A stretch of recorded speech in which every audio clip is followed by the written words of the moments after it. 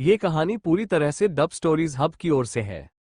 अध्याय 101 युद्ध प्रगति। अगले दिन किरण, लीला और अंकित आखिरकार वापस आ गए। वे थके हुए लग रहे थे। ऐसा लग रहा था कि वे किसी चीज को संभाल रहे थे और यह बहुत ही थका देने वाला काम था।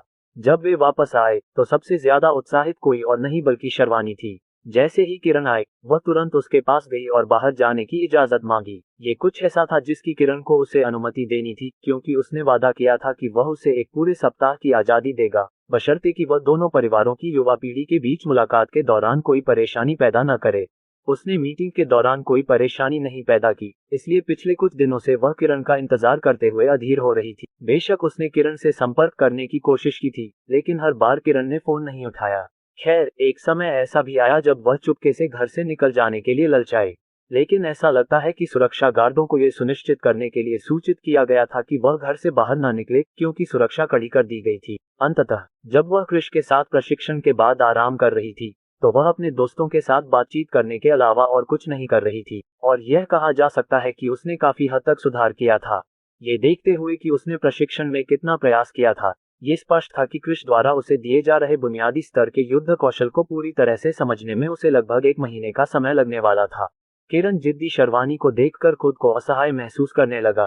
अंत में, जैसा कि उसने वादा किया था, उसने उसे पूरे 1 हफ्ते के लिए आजादी की इजाजत दे दी। जहां तक उसके स्कूल जाने की बात है तो उन्होंने पहले ही उसकी अनुमति ले ली थी, इसलिए जब वह स्कूल वापस जाएगी तो उसे कई लेक्चर मिस करने के लिए दोषी नहीं ठहराया जाएगा। शर्वानी इतनी उत्साहित थी कि उसे अनुमति मिलते ही वह तुरंत कृष को खोजने निकल पड़ी। वह अपनी सहेली के घर जाने वाली थी ताकि वह उन लोगों के समूह से संबंधित मामले में मदद कर सके जो उसके काम में बाधा डालने आए थे। उत्साही शर्वानी को देखकर कृष केवल कार तक ही उसका पीछा कर सका, इससे पहले कि वह जीवनसिंह के घर से दूर चली जाती। पिछले दिन कृष को उस कंपनी से कॉल आया था जिसके 51% शेयर उसने खरीदे थे। वे पूछ रहे थे कि क्या वह कंपनी का प्रबंधन करने में दिलचस्पी रखता है, ये देखते हुए कि वह वर्तमान में कंपनी का सबसे बड़ा शेयरधारक है। अंत में कृष ने ऐसा न करने का फैसला किया। इसके बजाय उन्होंने बस इतना कहा कि वे सामान्य तरीके से काम करना जारी रख सकते हैं। एकमात्र चीज जो उन्हें शामिल करेगी वह है लाभांश जो उन्हें सालाना मिलता रहेगा। दूसरी पार्टी थोड़ी उत्साहित दिख रही थी, क्योंकि कृष ने कंपनी के प्रबंधन में कोई बदलाव नहीं किया था। 51% शेयर रखने के अपने अधिकार के साथ निश्चित रूप से कंपनी के भीतर सबसे बड़ी निर्णय लेने की शक्ति उसके पास थी। वर्मा और जीवन सिंह के बीच पिछले कुछ दिनों से लड़ाई चल रही थी। ये देखते हुए कि उन्होंने एक ही उद्योग में जाने का फैसला किया था, इस बार उन्होंने जो चुना वह रियल एस्टेट से जुड़ा था। रियल एस्टेट का कारोबार एक बहुत बड़ा क्षेत्र था। इस क्षेत्र से जुड़े सभी लोग विशेषज्ञ थे, और अब जब दो परिवार आपस में भिड़ रहे हैं तो यह स्पष्ट था कि रियल एस्टेट उद्योग से जुड़े अन्य लोग दो दिग्गजों के बीच टकराव से लाभ उठाना चाहेंगे। लेकिन उन्होंने कभी नहीं सोचा था कि वे किसी ऐसी चीज में शामिल हो रहे हैं जिससे उनका कोई लेना देना नहीं था। वर्मा ने दूसरी रियल एस्टेट कंपनियों की तलाश शुरू कर दी थी ताकि वे उनके साथ सहयोग कर सकें। इस तरह वे आसानी से उस रियल एस्टेट कंपनी से निपट सकेंगे जो जीवन सिंधियों की है। बेशक वर्मा में शामिल होने से इसका मतलब यह था कि वे जीवन सिंधियों को नाराज कर रहे थे। यह ऐसी चीज थी जो ज्यादातर कंपनियां नहीं चाहती थीं। उनके लिए बेहतर यही था कि वे किनारे पर रहें और दो दिग्गजों के बीच की लड़ाई देखें। इसमें शामिल होने का मतलब यह होगा कि वर्मा के जीतने पर लाभ मिलने के अलावा वर्मा के हारने पर भी उन्हें काफी नुकसान होगा। उन्हें बस यही दिक्कत थी कि अगर वे वर्मा में शामिल होने से इनकार करते तो इसका मतलब होता कि वे वर्मा को भड़का रहे हैं। उनके पास एकमात्र फायदा यह था कि अगर वे वर्मा में शामिल नहीं होते तो उन्हें ये सुनिश्चित करना पड़ता कि वे जीवन सिंह में शामिल नहीं होंगे, चाहे जीवन सिंह कोई भी प्रस्ताव क्यों न दें। केवल इसी तरीके से वे वर्मा के साथ दुश्मनी से बच सकेंगे। फिर भी ऐसा लग रहा था कि दोनों परिवार अपने बीच की लड़ाई में काफी सतर्क थे। ऐसा लग रहा था कि वर्मा ने अपनी रणनीति बदल दी थी। नुकसान की परवाह किए बिना पूरी ताकत से लड़ने के बजाय वर्मा ने थोड़ा रूढ़िवादी बनने का फैसला किया था। ये कुछ ऐसा था जिसने जीवन संगियों को तुरंत सावधान कर दिया। रणनीति में अचानक हुए इस बदलाव से यह संकेत मिलता है कि वर्मा के दिमाग में कुछ चल रहा था। इसी वजह से किरण, लीला और अंकित पिछले कुछ दिनों से व्यस्त थे। वे इस बात की जांच कर रहे थे कि क्या वर्मा किसी चीज पर निर्भर थे। उन्हें समझ में आ गया था कि अगर वर्मा ने इस बार आक्रमण में आक्रामकता कम करने का फैसला किया है तो वे अगले ही पल इसे एकदम से बढ़ा सकते हैं। इसलिए पिछले कुछ दिनों से वे वर्मा के इस तरह के हमले की आशंका के लिए तैयारी कर रहे थे। लेकिन कुछ दिनों बाद उन्हें एहसास हुआ कि वर्मा का आतंक अभी भी वैसा ही है, न बढ़ा है न घटा है। वहीं दूसरी ओर कुछ दिन पहले वर्मा निवास में, अरे वाह, क्या हुआ, हम पहले ही एक समझौते पर आ चुके थे, लेकिन वह इसके खिलाफ जाने की हिम्मत कैसे कर रहा है, सिर्फ इसलिए कि वह एक बड़ी पृष्ठभूमि से है। भले ही वह एक बड़ी पृष्ठभूमि से हो, वह सिर्फ एक युवा मास्टर से ज्यादा कुछ नहीं है, पृथ्वी ने कहा। उसकी आवाज में गुस्सा साफ झलक रहा था। उसकी आंखें इस समय लाल थी, जो ये संकेत दे रही थी कि वह इस समय गुस्से में था। आखिरकार कुछ समय पहले ही उसे अचानक ये सूचना मिली थी कि वे उस व्यक्ति से संपर्क नहीं कर पा रहे हैं जिसने उन्हें समर्थन देने का वादा किया था। ऐसा लग रहा था जैसे दूसरा पक्ष अचानक बिना किसी निशान के गायब हो गया हो।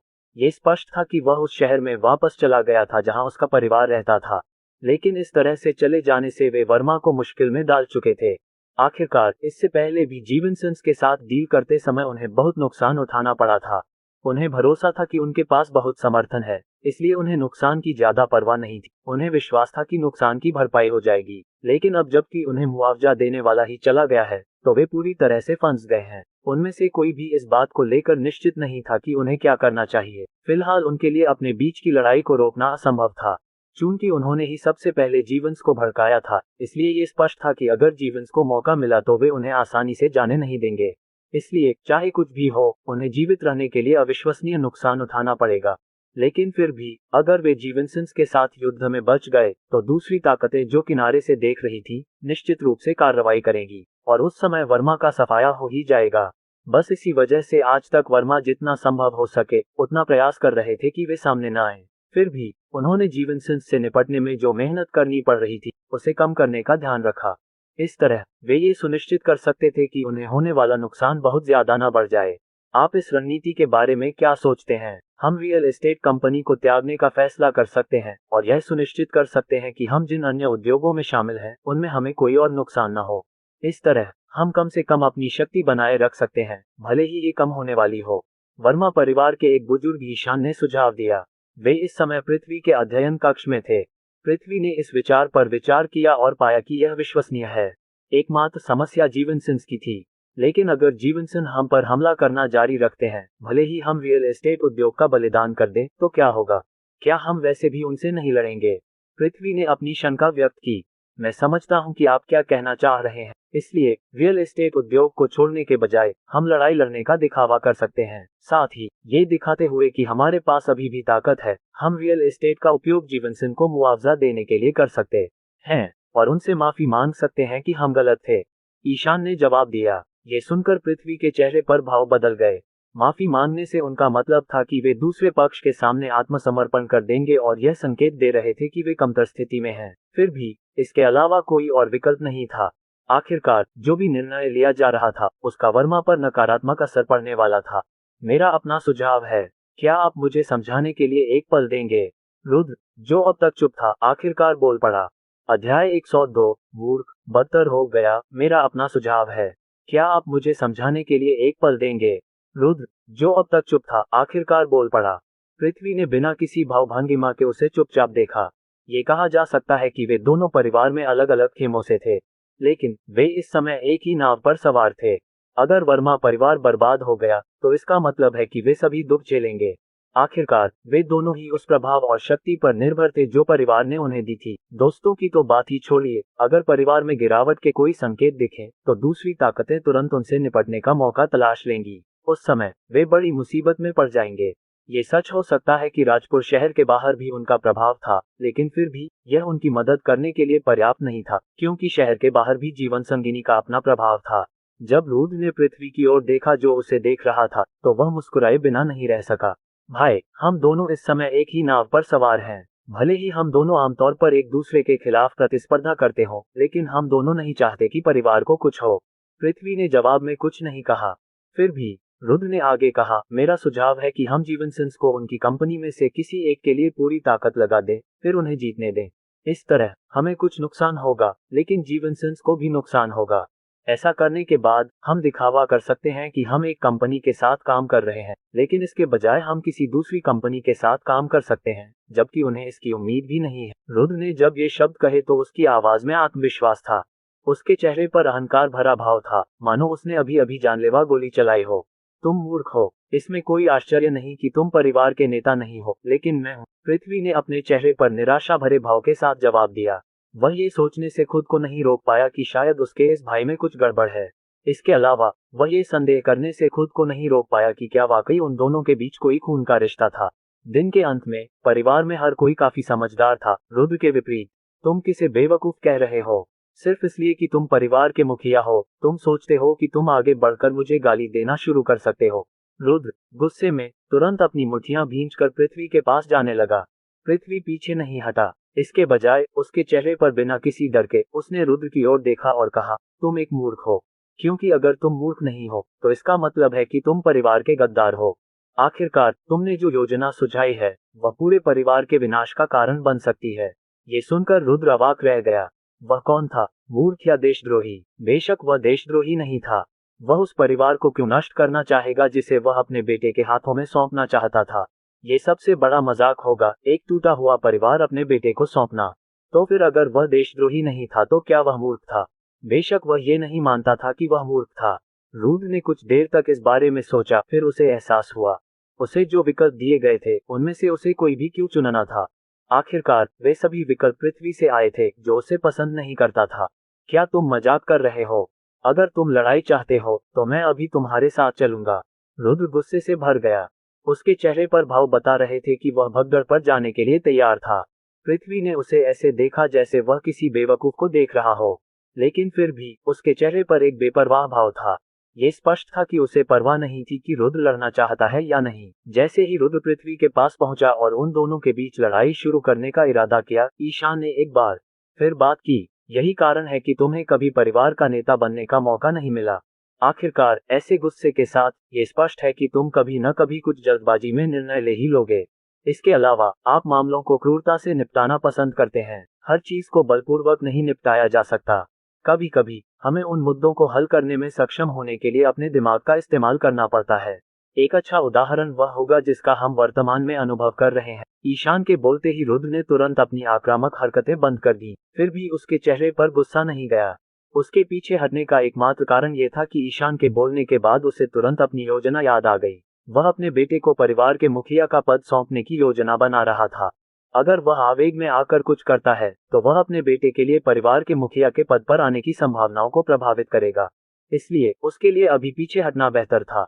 जब तक उसका बेटा पद संभालेगा तब तक वह अपना प्रभुत्व प्रदर्शित कर चुका होगा। रुद्र के पीछे हटने के बाद पृथ्वी ने उसकी ओर देखा और समझाना शुरू किया, फिलहाल अगर हम जीवन सिंह को और भड़काएंगे तो वे निश्चित रूप से हमें आसानी से जाने नहीं देंगे। इसलिए मैं उसी योजना पर कायम रहूंगा जो मैंने पहले सुझाई थी। हमने माफी के तौर पर एक उद्योग को छोड़ने का फैसला किया ताकि उन्हें इसे संभालने का मौका मिल सके। अगर हमारी ताकत कम भी हो रही है तो कम से कम इतनी ज्यादा तो नहीं कि दूसरे परिवार इसका फायदा उठा लें। यह अच्छी बात है, हम इस पर काम कर सकते हैं। इसलिए योजना शुरू कर दीजिए। इस तरह हम उस युवा मालिक का पता लगाने की कोशिश करते हुए जीवित रह सकेंगे। आखिरकार हम पहले ही कुछ नुकसान झेल चुके हैं। यह अच्छा होगा अगर वह हमारे नुकसान की भरपाई कर सके, भले ही वह अब हमारा समर्थन न करना चाहे। ईशान ने जवाब देते हुए अपना सिर हिलाया। युवा स्वामी का जिक्र आते ही पृथ्वी क्रोधित हो गया। अगर उसे पता होता कि वह उनके खिलाफ हो जाएगा तो वह निश्चित रूप से उस योजना पर सहमत नहीं होता। आखिरकार उन्होंने युवा मालिक के सामने समर्पण करने का फैसला किया था, बस इस उम्मीद में कि वह उन्हें शहर में प्रमुख स्थान हासिल करने में मदद करेगा। लेकिन अब ऐसा लग रहा था कि दूसरा पक्ष बस किसी ऐसे व्यक्ति की तलाश में था जिसके साथ खिलवाड़ किया जा सके, और उनके लिए दुर्भाग्य की बात है कि वे खुद ही खिलौना बन गए। शर्वानी और कृष शहर के दिल के करीब पहुंच गए। यह इलाका भले ही शहर के केंद्र जितना चहल पहल भरा नहीं था, फिर भी यह उस गली से बेहतर था जहां कृष पहले रहता था। कई ऊंची इमारतें दिखाई दे रही थी और व्यापार भी चल रहा था।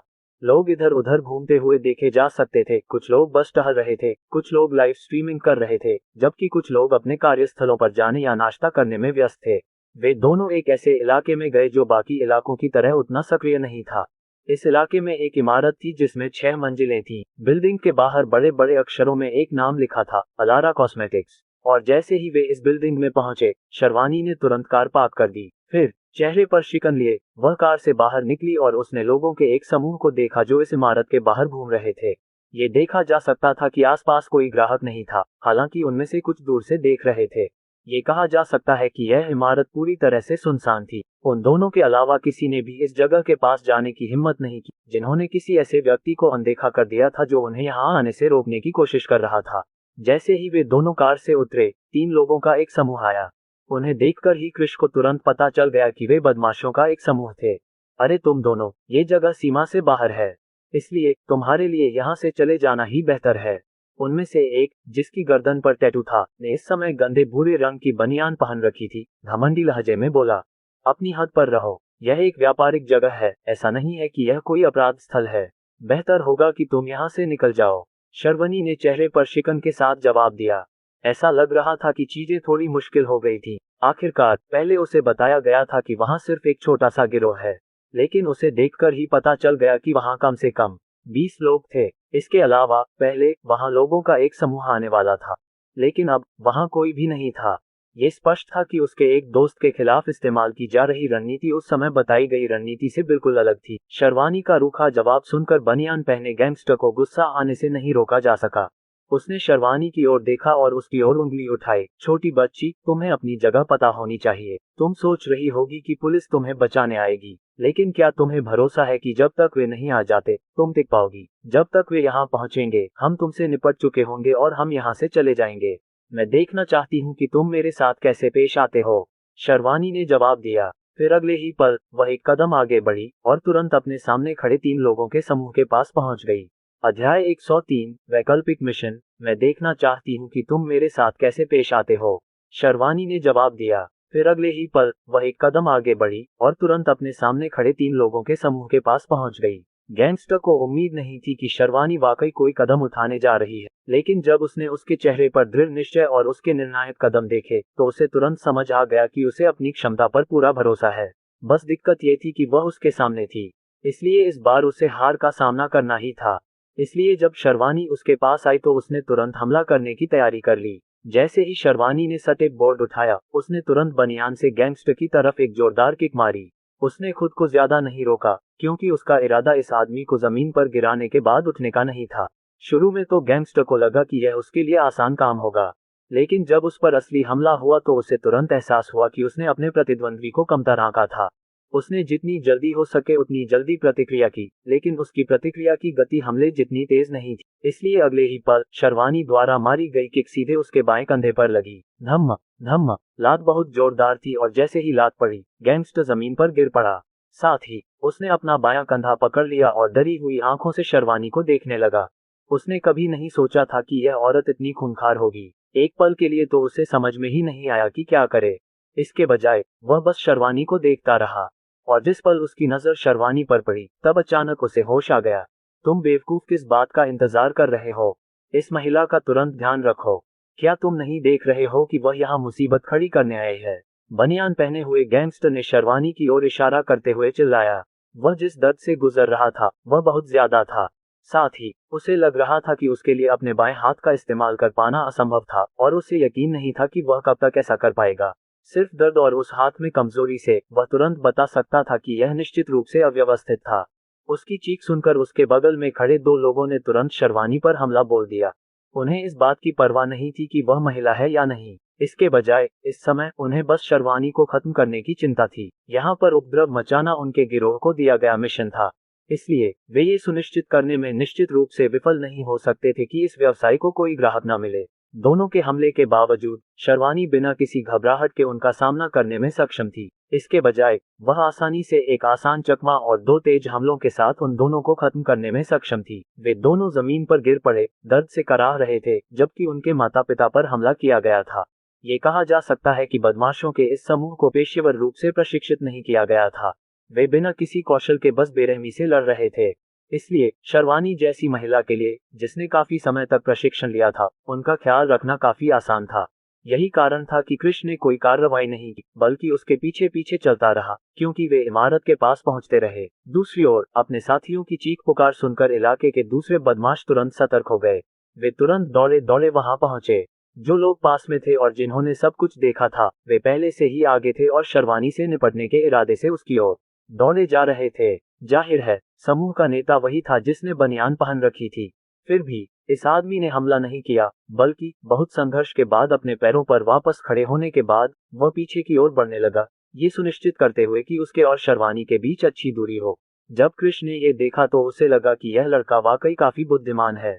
उसे पहले ही पता चल गया था कि वे शर्वानी से निपटने में सक्षम नहीं है, इसलिए वह पहले ही पीछे हट गया था। फिर भी इस तथ्य से कि वह अभी भी आसपास था, ये स्पष्ट था कि उसे अभी भी कुछ उम्मीद थी कि शायद भीड़ की रणनीति काम आएगी। अगर गैंगस्टरों का ये समूह वास्तव में शर्वानी और उस युवक से निपट लेता तो मामला सुलझ जाता, लेकिन अगर वह बड़ा समूह भी उनसे निपटने में विफल रहा तो वह काफी दूर था। इससे उसके लिए इस क्षेत्र से भागना आसान हो जाएगा। दूसरी ओर शर्वानी ने उन बदमाशों के समूह को देखा जो उसकी ओर दौड़ रहे थे। वह उनसे डरी नहीं थी, उसे बस अपनी दोस्त की चिंता थी। जिस समय वह घर पर थी उसे बाहर जाने की अनुमति नहीं थी। उसकी इस सहेली ने उसे पहले ही बता दिया था कि चीजें थोड़ी जटिल हो गई हैं। बस शर्वानी ने यह उम्मीद नहीं की थी कि चीजें इतनी जटिल हो जाएंगी। इसके अलावा पिछले दिन उन दोनों ने एक दूसरे से बातचीत नहीं की थी। शर्वानी ने बेशक दूसरे पक्ष से संपर्क करने की कोशिश की थी, लेकिन चाहे जितनी भी कोशिश की उसने कभी उससे कोई संपर्क नहीं किया। उसका फोन बंद था। उसने पहले ही वादा किया था कि वह आएगी, लेकिन आज शनिवार था। पहले उसे उम्मीद थी कि वह शुक्रवार तक इस मामले को संभाल लेगी, लेकिन उसे उम्मीद नहीं थी कि इस तरह की देरी होगी कि किरण देर से वापस आएगी। न केवल उसे वह स्वतंत्रता नहीं दी गई जिसका वादा किया गया था, बल्कि इसके बजाय उसे घर से बाहर निकलने से भी रोका गया। अंत में उसके पास वहां रहने के अलावा और कुछ नहीं था, इस उम्मीद के साथ कि उसके दोस्त को कुछ नहीं होगा। अपनी सहेली की वर्तमान स्थिति के बारे में जानने के लिए वह काफी उत्सुक थी। उसने क्रिश की ओर देखा जो इस स्थिति में पूरी तरह से शांत था। क्या तुम इस समूह की देखभाल करने में मेरी मदद कर सकते हो? मैं इमारत के अंदर किसी से मिलना चाहती हूँ। क्रिश अभी जवाब देने ही वाला था कि अचानक एक संकेत प्रकट हुआ। वैकल्पिक मिशन तैयार किया गया। गैंगस्टरों के समूह से निपटने में क्लाइंट की मदद करें। मिशन इनाम, एक उच्च स्तरीय समुदाय में एक विला। अच्छा, क्रिश को समझ में नहीं आया कि क्या कहे। उसे उम्मीद नहीं थी कि कोई मिशन इस तरह से तैयार किया जाएगा। क्या ऐसा हो सकता है कि शर्वानी के कहने पर मिशन तैयार हो जाए? इसके अलावा इनाम को देखकर वह यह महसूस करने से खुद को नहीं रोक पाया कि यह बहुत ज्यादा खर्चीला था। आखिरकार एक उच्च श्रेणी के समुदाय में एक विला निश्चित रूप से सस्ता नहीं था। फिर उसे याद आया कि वह उस बूढ़े आदमी को उस इलाके से हटाकर दूसरी जगह ले जाना चाहता था जहां वह रहता था। उसे लगा कि इस बार सिस्टम ने सही समय पर काम किया है। उसे पक्का नहीं था कि वह बूढ़े आदमी को कहां ले जाएगा, लेकिन अब जब सिस्टम ने उसे एक विला दे दिया है तो गंतव्य पहले से ही तय हो चुका था। शर्वानी ये देखकर खुद को रोक नहीं पाई कि कृष्ण ने काफी देर तक कोई जवाब नहीं दिया। दरअसल वह पूरी तरह से गुमसुम लग रहा था। ऐसा लग रहा था जैसे वह उसी समय कुछ सोच रहा था जब उसने उससे मदद मांगी थी। बेशक उसे लगा कि कृष्ण सिर्फ दिखावा कर रहा है। आखिर जब उसने उससे मदद मांगी थी तो अचानक उसे कुछ क्यों सूझने लगा। पिछले कुछ दिनों में उसे पता चल चुका था कि कृष्ण कैसे काम करता है। वह उसके लिए नियुक्त किए गए किसी भी अन्य अंगरक्षक से बिल्कुल अलग था। जबकि बाकी लोग हमेशा दिए गए आदेश का पालन करते थे, कृष्ण हमेशा एक ही नियम का पालन करता था। वह था अपनी सुरक्षा सुनिश्चित करना। जब तक वह खतरे में नहीं होती, कृष्ण उसकी कोई भी बात नहीं सुनता था। इस तरह का रवैया निश्चित रूप से ऐसा नहीं था जो एक बॉडीगार्ड के रूप में काम करने वाले व्यक्ति में होना चाहिए, लेकिन कृष्ण के पास जो क्षमताएं थी उनके बारे में सोचते हुए उसके लिए खुद का रवैया रखना निश्चित रूप से असंभव नहीं था। आखिरकार अपने हुनर के दम पर उसे अच्छी तनख्वाह वाली नौकरी मिलना नामुमकिन नहीं था। इसलिए अगर जीवनसेंस ने उसे नौकरी से निकालने का फैसला भी कर लिया तो भी वह किसी न किसी तरह दूसरी नौकरी पा ही लेगा। बस इस बार मेरी मदद करो, बदले में मैं तुम्हें $10,000 दूंगी। तुम क्या सोचते हो? शर्वानी ने दुखी मन से पूछा। $10,000, यह कोई छोटी रकम नहीं थी। वास्तव में ये पैसे का एक बहुत बड़ा हिस्सा था जिसे वह उस पैसे से इस्तेमाल करने जा रही थी जिसे वह बचा रही थी। वह कुछ शुरू करने की योजना बना रही थी और इसलिए वह जितना संभव हो सके उतना पैसा बचाने की पूरी कोशिश कर रही थी। लेकिन अब ऐसा लग रहा था कि कृष को मनाने के लिए उसे कुछ समय के लिए अपनी बचत कम करनी पड़ेगी। दूसरी ओर कृष थोड़ा अचंभित था। उसे उम्मीद नहीं थी कि शर्वानी उसे इस तरह गलत समझ लेगी, लेकिन फिर भी उसे लग रहा था कि यह गलतफहमी उसके लिए फायदेमंद साबित होने वाली है। उसने शर्वानी की तरफ देखा जो पहले से ही आए हुए बदमाशों के समूह से उलझी हुई थी। फिर बिना किसी हिचकिचाहट के अपने होठों के कोने पर हल्की मुस्कान के साथ वह तुरंत आगे बढ़ा और अपने सामने आ रहे बदमाशों में से एक को सीने में घूंसा मार दिया। अध्याय 104 उदास कृष्णाधमा का। जिस व्यक्ति पर कृष्ण ने हमला किया था वह तुरंत अपनी छाती पकड़कर जमीन पर गिर पड़ा। इस बार कृष्ण ने जिस ताकत से हमला किया था वह उस व्यक्ति के बस की बात नहीं थी और कुछ ही पलों के बाद वह तुरंत बेहोश हो गया। कृष्ण को उस व्यक्ति की परवाह नहीं थी जो जमीन पर गिर पड़ा था और वह तुरंत ही बाकी गुंडों के समूह पर हमला करने के लिए आगे बढ़ा। उनमें से एक की ओर एक लात मारी गई और उस आदमी की छाती पर फिर से वार किया गया। वह आदमी पीछे की ओर लड़खड़ा गया, इससे पहले कि वह दूसरे गैंगस्टर से टकराता जो बिना देखे आगे बढ़ रहा था कि उसके सामने क्या आ रहा है। गर्दन पर कोहनी लगने से एक व्यक्ति बेहोश हो गया, जबकि पेट पर घुटने के प्रहार से एक अन्य व्यक्ति की जान चली गई। ये कहा जा सकता है कि क्रिश द्वारा किया गया प्रत्येक हमला निर्णायक था, और उससे भी बढ़कर जिस भी व्यक्ति पर हमला हुआ, एक बार उन पर हमला हो जाने के बाद वे फिर से अपने पैरों पर खड़े नहीं हो पाते। यह एक स्पर्श एक नीचे वाली बात थी। क्रिश की शक्ति का प्रदर्शन देखकर गुंडों का समूह तुरंत ही भयभीत हो गया। फिर भी वे पीछे नहीं हट सकते थे। ये जानते हुए भी कि वे क्रिश से निपटने में सक्षम नहीं है, वे फिर भी उसकी ओर ऐसे दौड़े जैसे पतंगा आग की ओर दौड़ता है। दूसरी ओर शर्वानी को क्रिश के एक्शन के बाद तुरंत राहत मिली। जब उसे एहसास हुआ कि ज्यादातर गैंगस्टर्स का ध्यान क्रिश की तरफ चला गया है, तो उसने तुरंत उस मौके का फायदा उठाया।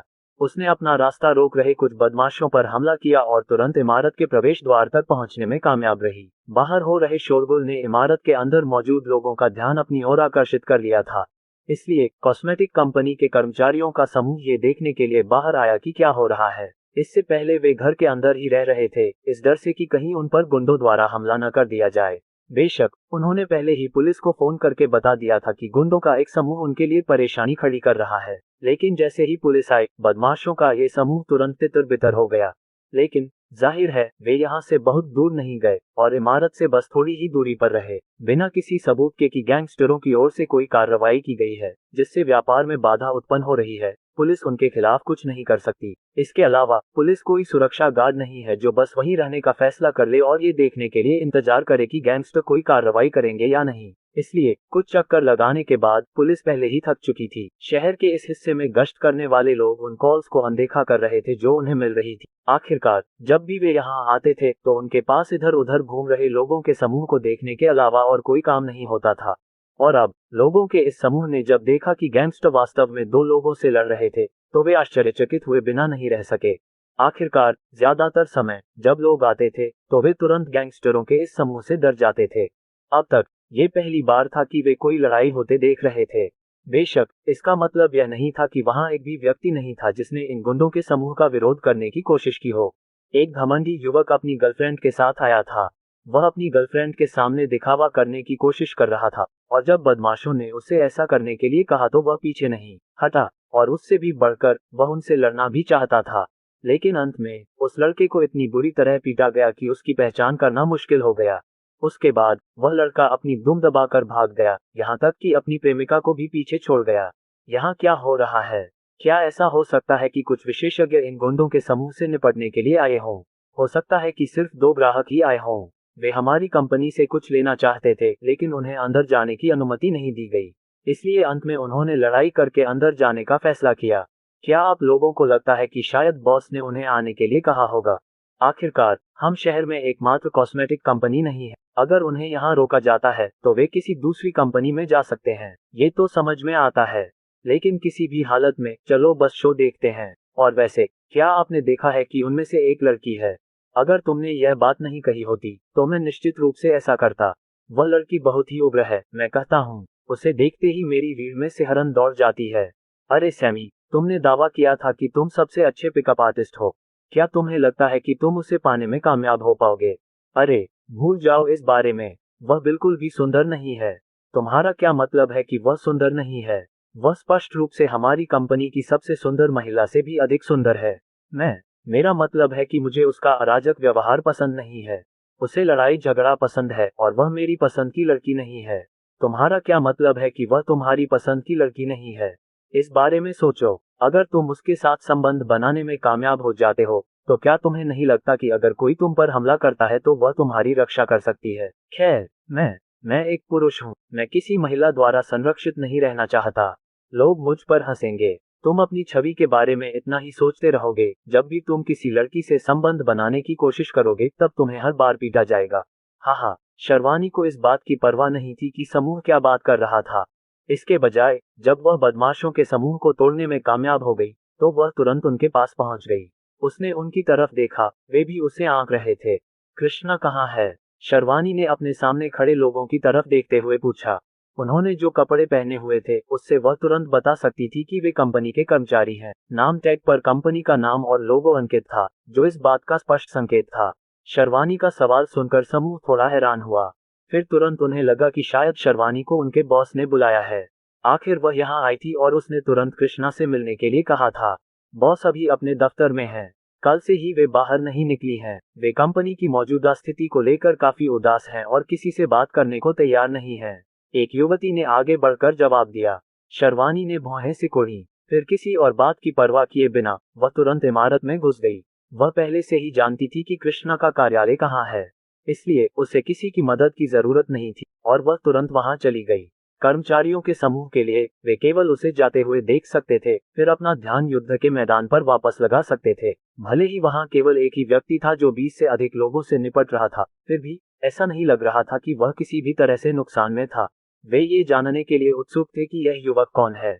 आखिरकार एक ऐसा विशेषज्ञ ढूंढ पाना इतना आसान नहीं था जो लड़ाई में इतना अच्छा हो। जिस तरह से वह बदमाशों के समूह को संभाल रहा था, उसे देखकर ही पता चल गया कि यह कितना आसान था। ऐसा लग रहा था जैसे वे किसी अनुभवी वयस्क मुक्केबाज को बच्चों के झुंड से निपटते हुए देख रहे हों। बेशक उसके लिए एक ही समय में कई बच्चों से निपटना आसान था और उसे पसीना भी नहीं आता था। दूसरी ओर शर्वानी जब कृष्णा के कार्यालय के दरवाजे के सामने पहुंची तो उसकी सांस फूल गई। बिना किसी हिचकिचाहट के उसने दरवाजा खोला और कार्यालय में प्रवेश किया। कार्यालय अपने आप में उतना बड़ा नहीं था, इसके बावजूद ये काफी अच्छी तरह से सुसज्जित था। कार्यालय को सजाने के लिए इस्तेमाल की गई हर चीज उच्च गुणवत्ता की थी, हालांकि सबसे अच्छी गुणवत्ता नहीं थी। इस समय कमरे में एकमात्र डेस्क के पीछे एक महिला बैठी थी। उसके चेहरे पर निराशा के भाव थे। इसके अलावा शर्वानी ने तुरंत उसकी आंखों के नीचे बड़े बड़े बैग देखे, साथ ही उसकी लाल आंखें जो उस समय उसकी ओर देख रही थी लेकिन उसे देख नहीं रही थी, स्पष्ट संकेत दे रही थी कि वह काफी समय से सोई नहीं थी। अरे कृष्णा, तुम ऐसे क्यों देख रही हो? कृष्णा को कुछ सेकंड तक देखने के बाद शर्वानी चिल्लाई। कुछ सेकंड तक वहां रहने के बावजूद ऐसा लग रहा था कि कृष्णा ने उसे बिल्कुल भी नोटिस नहीं किया। हाँ, कृष्णा को आखिरकार होश आया और उसने चिल्लाकर कहा। उसने ऊपर देखा और पाया कि शर्वानी उसके सामने थी। उसने तुरंत अपनी आंखें रगड़ी, मानो वह ये जांचने की कोशिश कर रही हो कि कहीं उसकी आंखें उसे धोखा तो नहीं दे रही हैं। कुछ सेकंड के बाद ही उसे एहसास हुआ कि यह वास्तव में शर्वानी थी जो यहाँ थी। वह तुरंत रोमांचित हो गई। तुम आखिरकार यहाँ आ ही गई। तुम्हें मेरी मदद करनी होगी शर्वानी। इस बार वे बहुत आगे निकल गए हैं। वे न केवल ग्राहकों को आने से रोक रहे हैं, बल्कि परिवहन वाहनों को भी सौंदर्य प्रसाधनों का सामान ले जाने से रोक रहे हैं। कृष्णा अपनी सीट से उठी और शर्वानी की ओर दौड़ी। उसने उसका हाथ पकड़ लिया और अपनी आंखों में बेबसी का भाव लिए पूछा। इसके अलावा शर्वानी यह भी दिखा सकती थी कि वह नाराज थी। कंपनी की मौजूदा स्थिति को देखते हुए ऐसा होना ही था। उन गुंडों के समूह के बारे में चिंता मत करो, बस कुछ ही मिनटों में उनका निपटारा हो जाएगा, शर्वानी ने आत्मविश्वास से जवाब दिया। अध्याय 105। मैं दिवा स्वप्न देख रहा था। उन गुंडों के समूह के बारे में चिंता मत करो, बस कुछ ही मिनटों में उनका निपटारा हो जाएगा, शर्वानी ने आत्मविश्वास से जवाब दिया। यह अच्छी बात है। अगर तुम में आत्मविश्वास है तो यह अच्छी बात है, कृष्णा ने चेहरे पर राहत भरी अभिव्यक्ति के साथ जवाब दिया। फिर वह थोड़ी चिंतित हुई। उसे याद है कि जब वह पहले आई थी तो उसने देखा था कि वहां लगभग 10 या उससे ज्यादा गैंगस्टर हैं, और आज उसके अधीनस्थों में से एक आया और उसने बताया कि वास्तव में उनमें से 20 से ज्यादा थे। क्या शर्वानी वाकई उनसे निपटने में सक्षम थी? हालांकि उसने माना कि शर्वानी मजबूत थी, लेकिन उसे विश्वास नहीं था कि वह 20 से ज्यादा गैंगस्टरों से निपटने में सक्षम थी। क्या हमें फेथ को बुलाना चाहिए? आखिरकार वे बहुत ज्यादा हैं। कृष्ण ने कुछ देर सोचने के बाद सुझाव दिया। तुम फेथ को क्यों बुलाना चाहती हो? क्या तुम मेरी बात पर यकीन नहीं करती जब मैं कहती हूँ कि कुछ ही मिनटों में उनका ख्याल रखा जाएगा? शर्वणी ने भौहें चढ़ाकर पूछा। साथ ही वह कृष्णा से नाराज होने से खुद को नहीं रोक पाए। आखिरकार फेथ को बुलाकर यह संकेत दिया गया कि उसके पास गैंगस्टरों से निपटने की क्षमता नहीं है। चूंकि वही थी जिसने गैंगस्टरों से निपटने के लिए आना स्वीकार किया था, इसलिए उसे यह सुनिश्चित करना था कि गैंगस्टरों से निपटा जाए, फेथ को शामिल किए बिना। शर्वणी के हाव भाव देखकर कृष्णा को तुरंत समझ आ गया कि शर्वणी इस समय क्या सोच रही है। वह अपने हाथों को ऊपर उठाए बिना नहीं रह सकी। साथ ही उन्होंने कहा, मैं समझती हूँ कि जब युद्ध की बात आती है तो आपके पास अविश्वसनीय क्षमताएं होती हैं, लेकिन फिर भी आपको इसके बारे में सोचना होगा। क्या आप वास्तव में अकेले 20 से अधिक लोगों से निपटने में सक्षम हैं? कृष्णा की आवाज में चिंता थी, और इसी वजह से शर्वानी पहले की तरह चिड़ी हुई नहीं थी।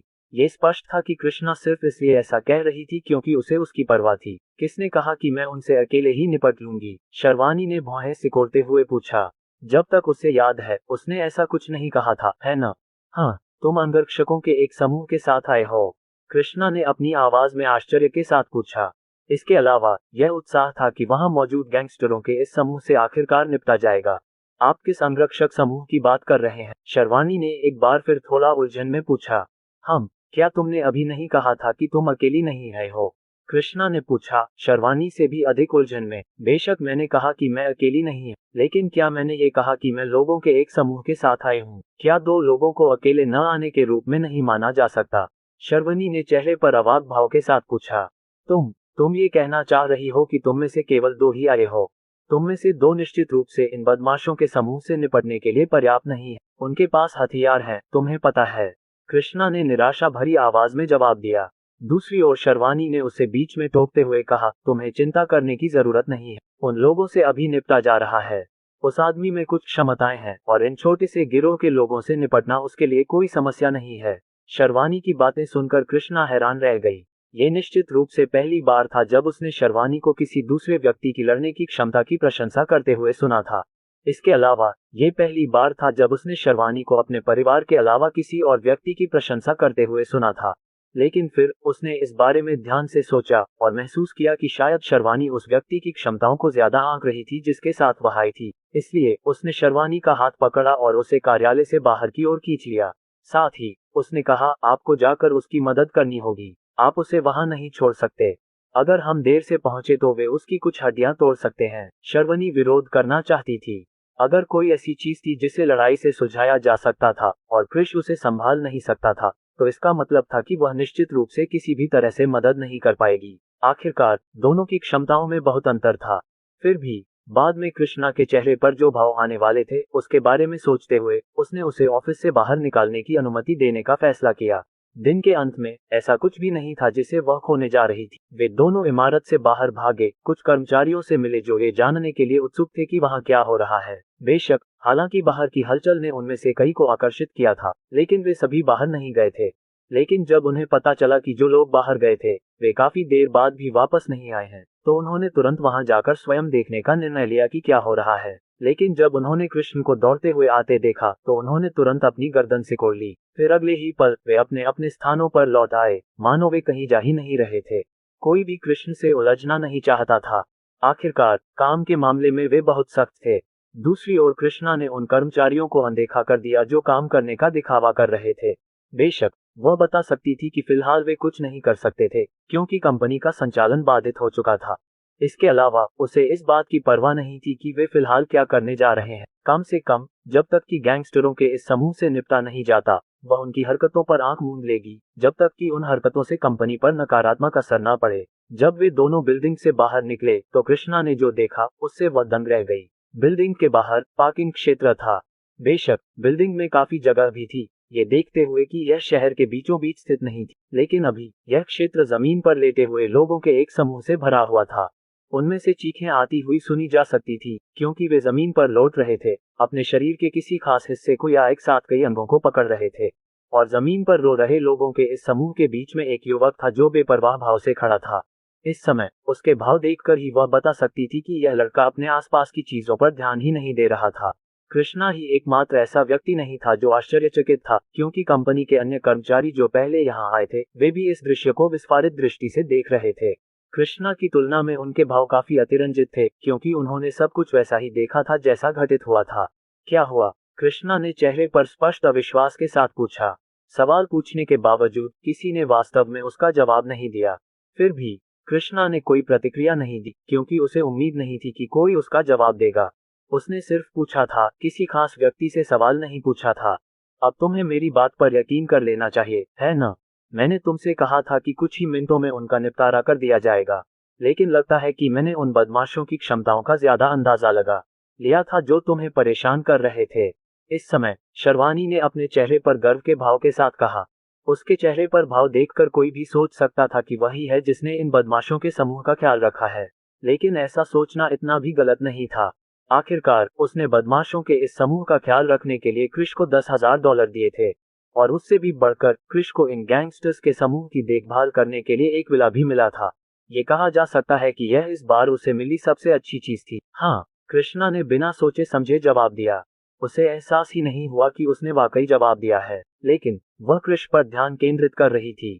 ये पहली बार नहीं था जब वह उसे देख रही थी। वह पहले भी उसे देख चुकी थी और देख चुकी थी कि वह कितना शक्तिशाली है, लेकिन फिर भी जब युद्ध क्षमताओं की बात आती थी तो वह उसमें बहुत अंतर नहीं कर पाती थी। उस समय कृष को एक ही समय में केवल 5 लोगों से निपटना पड़ता था, लेकिन इस बार उसने 20 से ज्यादा लोगों से निपटना पड़ा। क्या ये बहुत ज्यादा नहीं था? ठीक है, ऐसे घूरना बंद करो। क्या तुम्हें डर नहीं लगता कि कहीं तुम उससे प्यार करने की गलती न कर बैठो? शर्वानी ने व्यंग्यात्मक लहजे में पूछा। लेकिन फिर भी अगर कोई ध्यान दे तो उसे उसकी आवाज में नाराजगी का संकेत मिल सकता है। मुझे लगता है कि मैं उससे प्यार करने लगी हूँ। क्या वह किसी के साथ है? कृष्णा ने पूछा। उसके चेहरे पर भाव किसी खोए हुए व्यक्ति की तरह थे। शर्वानी यह सुनकर एकदम से अचंभित रह गई। उसे उम्मीद नहीं थी कि कृष्णा सच में ये स्वीकार करेगी कि उसे कृष से प्यार हो गया है। अरे, तुम्हारा कोई बॉयफ्रेंड नहीं है? तुम किसी और से कैसे प्यार कर सकती हो? मुझे मत बताओ कि तुम अपने बॉयफ्रेंड को छोड़कर कृष के पास जाने की योजना बना रही हो। शर्वानी ने कुछ देर चुप रहने के बाद भौहें चढ़ाते हुए पूछा। किसने कहा कि मैं अपने बॉयफ्रेंड को छोड़ रही हूँ? और किसने कहा कि मैं कृष के साथ रहना चाहती हूँ? कृष्णा ने आखिरकार कृष से अपनी नजर हटा ली और शर्वानी की ओर देखते हुए पूछा। क्या तुमने अभी नहीं कहा कि तुम उससे प्यार करने लगी हो? तुमने तो ये भी पूछा कि क्या वह पहले से किसी के साथ है? शर्वानी ने भौहें चढ़ाते हुए जवाब दिया। मैंने ऐसा कहा तो शायद मैं नींद में बोल रहा था। कृष्ण ने लगभग तुरंत जवाब दिया। तुम नींद में बात कर रहे थे, लेकिन मुझे लगा कि तुम जाग रहे हो। शर्वानी ने संदेह से जवाब दिया। बेशक, मैं नींद में बोल रही हूँ। क्या तुम नहीं कह सकते कि मैं बस दिवास्वप्न देख रही थी? कृष्णा ने जवाब दिया और उसने अपनी नजरें दूसरी ओर घुमा ली, ध्यान रखते हुए कि वह शर्वानी की आंखों में न देखे। शर्वानी अवाक रह गई। अंत में उसे समझ में ही नहीं आया कि कृष्णा ने जो कहा उसका जवाब क्या दे। अध्याय 106। मैको समुदाय। कृष के लिए गैंगस्टरों से निपटना बहुत आसान काम था और कुछ ही मिनटों के बाद वह उन सभी को नीचे गिराने में कामयाब हो गया। बेशक, उसने ये सुनिश्चित किया कि उनमें से किसी को भी न मारा जाए। वर्तमान में भले ही कंपनी में बहुत से लोग नहीं थे, लेकिन इसका मतलब यह नहीं था कि कोई अन्य लोग नहीं थे जो दूर से देख रहे थे। इसके अलावा कंपनी कई अन्य व्यवसायों के करीब स्थित थी और इसलिए इस क्षेत्र के शहर का केंद्र न होने के बावजूद फिर भी आबादी काफी अधिक थी। यहाँ लड़ाई ने पहले ही बहुत से लोगों का ध्यान अपनी ओर आकर्षित कर लिया था और कृष को इस बात पर कोई संदेह नहीं था कि उनमें से एक या दो ने पहले ही पुलिस को बुला लिया होगा। इसलिए उसके लिए यह बेहतर था कि वह सुनिश्चित करे कि उनमें से किसी की भी जान न जाए, साथ ही ये भी सुनिश्चित करे कि उन्हें कोई गंभीर चोट न लगे। इसलिए अंत में उसने बस उन्हें बेहोश करके मारने का फैसला किया। जो लोग उस समय चिल्ला रहे थे उन पर उसने सबसे पहले हमला किया। उसके बाद उसने बाकी लोगों को बेहोश करके मारने का फैसला किया। गैंगस्टरों के समूह से निपटने के बाद कृष को आखिरकार सिस्टम से एक संकेत मिला। मिशन पूरा होने के कारण उसे यह जानने के लिए इसे देखने की भी जरूरत नहीं थी कि यह क्या था, क्योंकि संकेत एक आवाज के साथ आया था। वैकल्पिक मिशन पूरा करने के लिए मेजबान को बधाई। मेजबान को मैको समुदाय में स्थित विला नंबर 12 से पुरस्कृत किया गया है। कृष कुछ देर चुप रहा। इसके पीछे कारण था समुदाय का नाम। मैको एक प्रसिद्ध उच्च श्रेणी का आवासीय क्षेत्र। ये वह जगह थी जहां समाज के मध्य स्तर के माने जाने वाले कई लोग रहते थे। बेशक, कृष के मन में उस समुदाय के बारे में सोचने का कारण सरल था। यह उसके दिमाग में आने वाली यादों की बाढ़ के कारण था। उसे उस नाम के बारे में सुने हुए काफी समय हो गया था। इससे पहले उनके माता पिता की मृत्यु से पहले वे उस समुदाय में रहते थे। बेशक, उनके परिवार के पास जो धन था उसके साथ उनके लिए वहां रहना असंभव नहीं था, लेकिन उस दुर्घटना के बाद जिसमें उसने अपने माता पिता दोनों को खो दिया, उसने न केवल वह सब कुछ खो दिया जो उनका था और जिस पर उसका हक था, बल्कि उसे समुदाय से भी बाहर निकाल दिया गया। अंत में उसने जो थोड़ी बहुत रकम बचाई थी उसके साथ वह जीवित रहने का तरीका खोजने निकल पड़ा। पिछली बार जब वह उस समुदाय में गया था तब से कई साल यानी 5 साल से ज्यादा हो चुके थे। जब तक उसे याद है उसने खुद से वादा किया था कि जब भी वह वहां वापस जाएगा तो वह ये सुनिश्चित करेगा कि उसके उन रिश्तेदारों को उनके किए की सजा मिले। बेशक, ये सिर्फ एक सपना था। उसने कभी नहीं सोचा था कि बाहर जाने के बाद वह बुरी तरह सफल हो जाएगा। शुरू में उसने सोचा था कि वह अपने पास मौजूद पैसे से बस एक व्यवसाय शुरू करेगा, फिर धीरे धीरे सुधार करेगा और शीर्ष पर पहुंच जाएगा। लेकिन वह बहुत ज्यादा सोच रहा था। अंत में एक छोटा सा व्यवसाय शुरू करने के बाद वह बंद हो गया। फिर वित्त की कमी के कारण कोई और विकल्प न होने पर उसने अन्य नौकरियों की तलाश करने का फैसला किया जिससे उसे जीवित रहने के लिए पैसे मिल सकें। अंत में हर बार नौकरी मिलने के बाद उसे 1 महीने बाद ही निकाल दिया जाता था। कुछ बार उसे वेतन भी मिलता था, लेकिन जब दूसरी जगहों पर जाने की बात आती थी तो उसे एक पैसा भी नहीं मिलता था। वे उसे मूर्खतापूर्ण कारणों से भगा देते थे। लेकिन अब ऐसा लग रहा था कि चीजें बिल्कुल अलग थी। आखिरकार सिस्टम की मौजूदगी में उसके लिए दुनिया के शीर्ष पर पहुंच पाना असंभव नहीं था। सिस्टम द्वारा उसे दी जा रही क्षमताओं के साथ वह निश्चित रूप से उन लालची रिश्तेदारों से बदला लेने में सक्षम होगा। इस बारे में सोचते हुए कृष ने अवचेतन रूप से अपनी मुट्ठियां भींच ली। जब तक उसके पास पर्याप्त क्षमता है वह निश्चित रूप से वहां वापस जाएगा और उन्हें दंडित करेगा। लेकिन बेशक भले ही उसके पास सिस्टम था, फिर भी वह उनसे निपटने में सक्षम होने के लिए पर्याप्त मजबूत नहीं था। इसलिए वह फिलहाल कम खेलने वाला था और जब उसे लगा कि वह तैयार है तो वह आगे बढ़ना शुरू कर देगा। मैको समुदाय एक आवासीय क्षेत्र था जिसमें कई विला थे। विला की संख्या 1 से 50 तक थी। जो लोग विला खरीदने में कामयाब रहे वे सभी काफी अमीर थे। बेशक विला एक जैसे नहीं थे। संख्या जितनी ज्यादा थी गुणवत्ता उतनी ही कम थी, जबकि संख्या कम थी। और जैसा कि उम्मीद थी, बड़ी संख्या वाले विला की तुलना में छोटी संख्या वाले विला महंगे थे। क्रिश को उम्मीद नहीं थी कि सिस्टम उसे विला नंबर 12 देगा।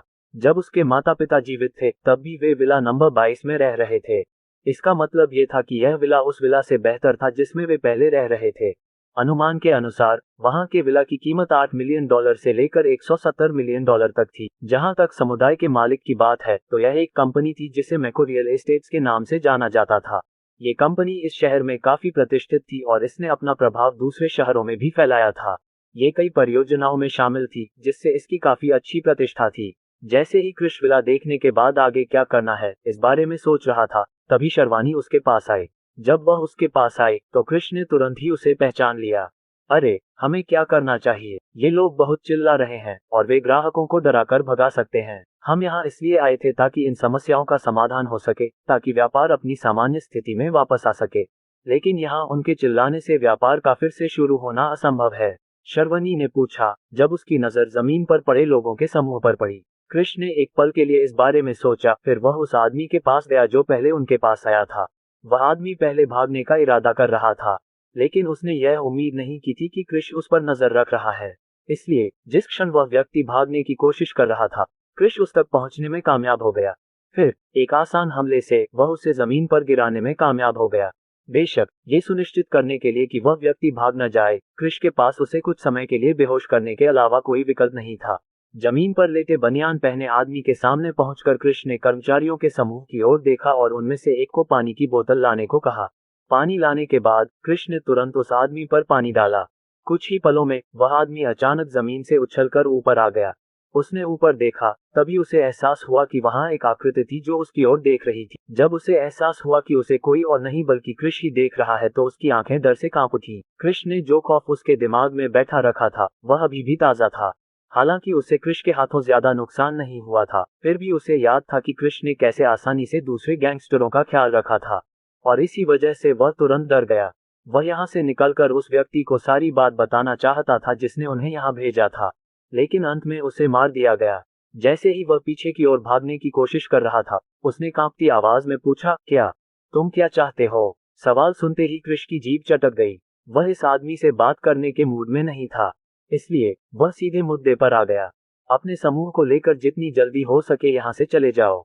मैं तुम्हें 2 मिनट देता हूँ। 2 मिनट के भीतर तुम्हें यहाँ से निकल जाना चाहिए, और मैं तुम्हें चेतावनी दे दूंगा कि यदि मैं तुम्हें फिर कभी यहाँ पाऊंगा तो मैं ये सुनिश्चित करूंगा कि यहाँ से गायब होने से पहले तुम अपना 1 या 2 अंक खो दोगे।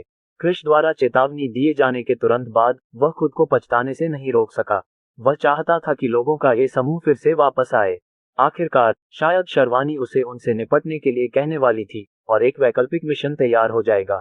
उस समय वह बहुत कम प्रयास से सिस्टम से एक और इनाम प्राप्त करने में सक्षम हो जाता, लेकिन अब वह अपने शब्दों से पीछे नहीं हट सकता था और न ही वह गैंगस्टर को अपने समूह के साथ फिर से आने के लिए कह सकता था। ये बात विशेष रूप से इसलिए महत्वपूर्ण थी क्योंकि शर्वानी उसे देख रही थी, साथ ही उस महिला को भी जिसे उसने सीब्रू नाइट क्लब में देखा था। क्रिश की आवाज बेहद ठंडी थी। बनियान पहने हुए आदमी को तुरंत समझ आ गया कि क्रिश ने जो कहा है उसे लेकर वह गंभीर है। बेशक उसे क्रिश की इस बात पर कोई शक नहीं था। आखिरकार वह 20 से ज्यादा लोगों को बड़ी आसानी से संभाल सकता था। उस आदमी ने खड़खड़ाते ढोल की तरह सिर हिलाया। साथ ही वह कांपती आवाज में बोला, आप निश्चिंत रहें कि मैं यहाँ वापस नहीं आऊंगा। ये शब्द कहने के तुरंत बाद वह अपने सुरक्षित हाथ का इस्तेमाल करके जमीन से उठने में कामयाब हो गया। फिर वह दूसरों की तरफ दौड़ा और सुनिश्चित किया कि बेहोश हो चुके बाकी लोग भी जाग जाएं। फिर जो लोग अभी भी चल सकते थे उन्होंने तुरंत दूसरों को जमीन से उठाया और समूह जल्दी से वहां से चला गया। कृष्ण ने उन्हें जाते हुए देखा, उनका अब उनके साथ कुछ भी करने का इरादा नहीं था। फिर भी वह बता सकता था कि यह समूह जल्द ही वापस आ जाएगा। आखिरकार उस आदमी ने अभी कहा था कि वह वापस नहीं आएगा, लेकिन इसका मतलब यह नहीं था कि दूसरे भी नहीं आएंगे। अध्याय 107 बेहतर बहाना खोजें। आपकी सहायता के लिए बहुत बहुत धन्यवाद। अगर आप मौजूद नहीं होते तो गुंडों के इस समूह से निपटना मुश्किल हो जाता। कृष्णा कृष के पास आए और उसे दिल से धन्यवाद दिया। वह समझ गई कि अगर कृष ने कोई कार्रवाई नहीं की तो बदमाशों का ये समूह परेशानी खड़ी कर देगा। बेशक वह इस तथ्य के बारे में पूरी तरह से भूल गई कि उसने शर्वानी को उसकी सहायता के लिए आने के लिए कहा था। इसलिए भले ही कृष्ण ने कोई कार्रवाई न की हो, शर्वानी ने ऐसा किया होगा। भले ही वह उन्हें आसानी से संभाल ना पाती, शर्वानी जो उनसे कुछ ही दूरी पर खड़ी थी, वह कुछ नाराज होने से खुद को नहीं रोक पाए। वह कृष को धन्यवाद देकर क्या कर रही थी? कृष इसलिए आया क्योंकि वह आई थी। इसका मतलब था कि अगर वह नहीं आती तो कृष निश्चित रूप से ऐसा नहीं करता। इसके अलावा कृष ने खुद से कोई काम नहीं किया। इसके बजाय उसने उस आदमी को गैंगस्टरों के उस समूह के खिलाफ कार्रवाई करने के लिए $10,000 का भुगतान किया था।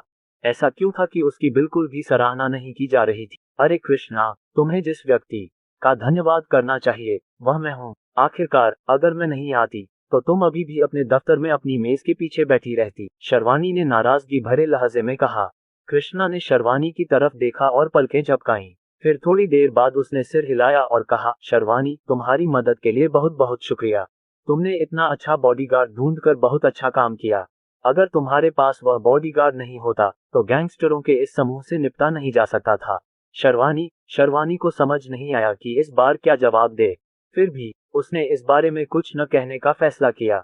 इसके बजाय उसने भीड़ की ओर देखा जो पहले से ही चारों ओर जमा हो गई थी। बहुत से लोगों के चिल्लाने से जो शोर मचा था वह पूरी सड़क के आधे हिस्से को आकर्षित करने के लिए पर्याप्त था। बेशक यहाँ जो कुछ हुआ था उसे रिकॉर्ड करने वाले लोगों की कमी नहीं थी, इसलिए शर्वानी सोच में पड़ गई कि क्या किया जाए। व्यो व्यो व्यो शर्वानी और बाकी लोग जो ये सब देख रहे थे, उन्हें अचानक दूर से पुलिस के सायरन की आवाज सुनाई दी। उस पर शर्वानी को तुरंत एहसास हुआ कि जब कृष बदमाशों के समूह से निपट रहा था तो किसी ने पुलिस को जरूर बुलाया था। वह थोड़ी निराश हुई। पुलिस के शामिल होने से यह मामला थोड़ा जटिल होने वाला था। आखिरकार उनके लिए यह दावा करना असंभव था कि वे किसी पर हमला नहीं कर रहे थे, ये देखते हुए कि कई लोगों ने यहाँ जो कुछ हुआ था उसे रिकॉर्ड किया था।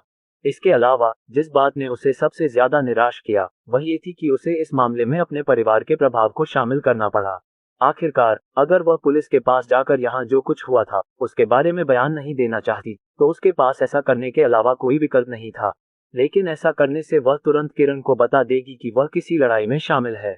उस समय किरण शायद उस आजादी को भी छीन ले जो उसने उसे दी थी। उसने कृष की तरफ देखा और पाया कि वह लड़का बिल्कुल भी घबराया हुआ नहीं लग रहा था।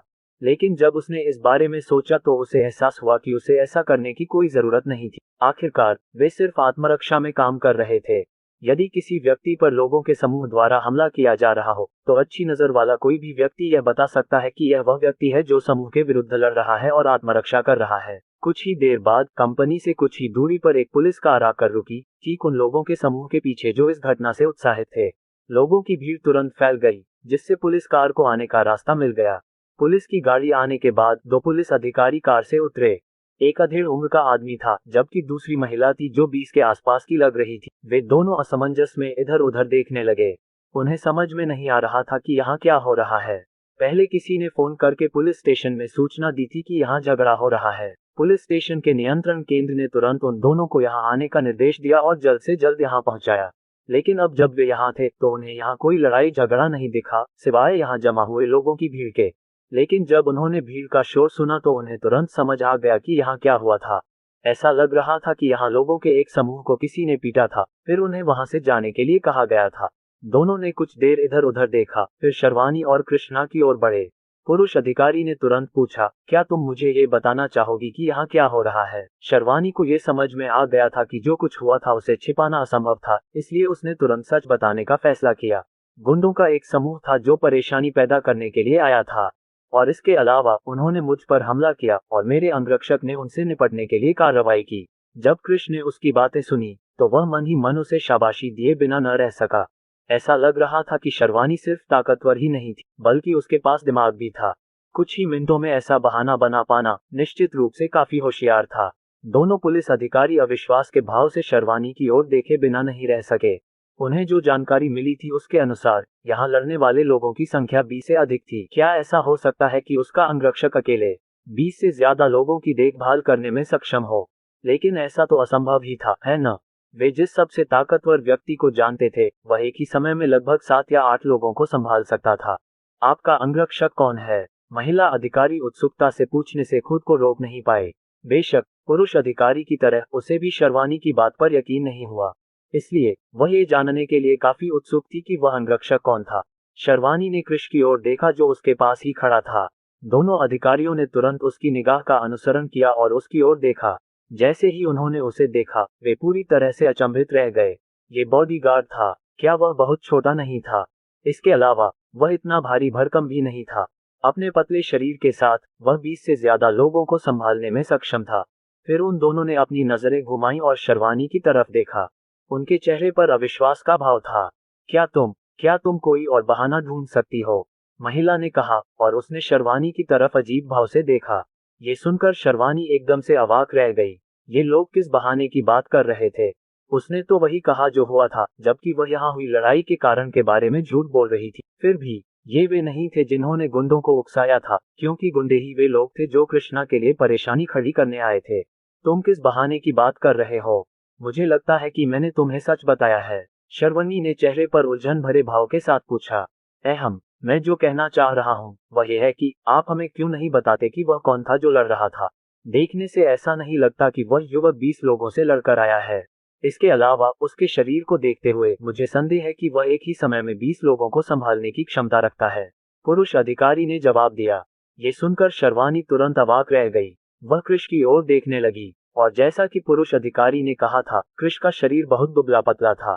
हालांकि वह काफी मांसल था, लेकिन निश्चित रूप से यह उन बॉडी बिल्डरों के स्तर का नहीं था।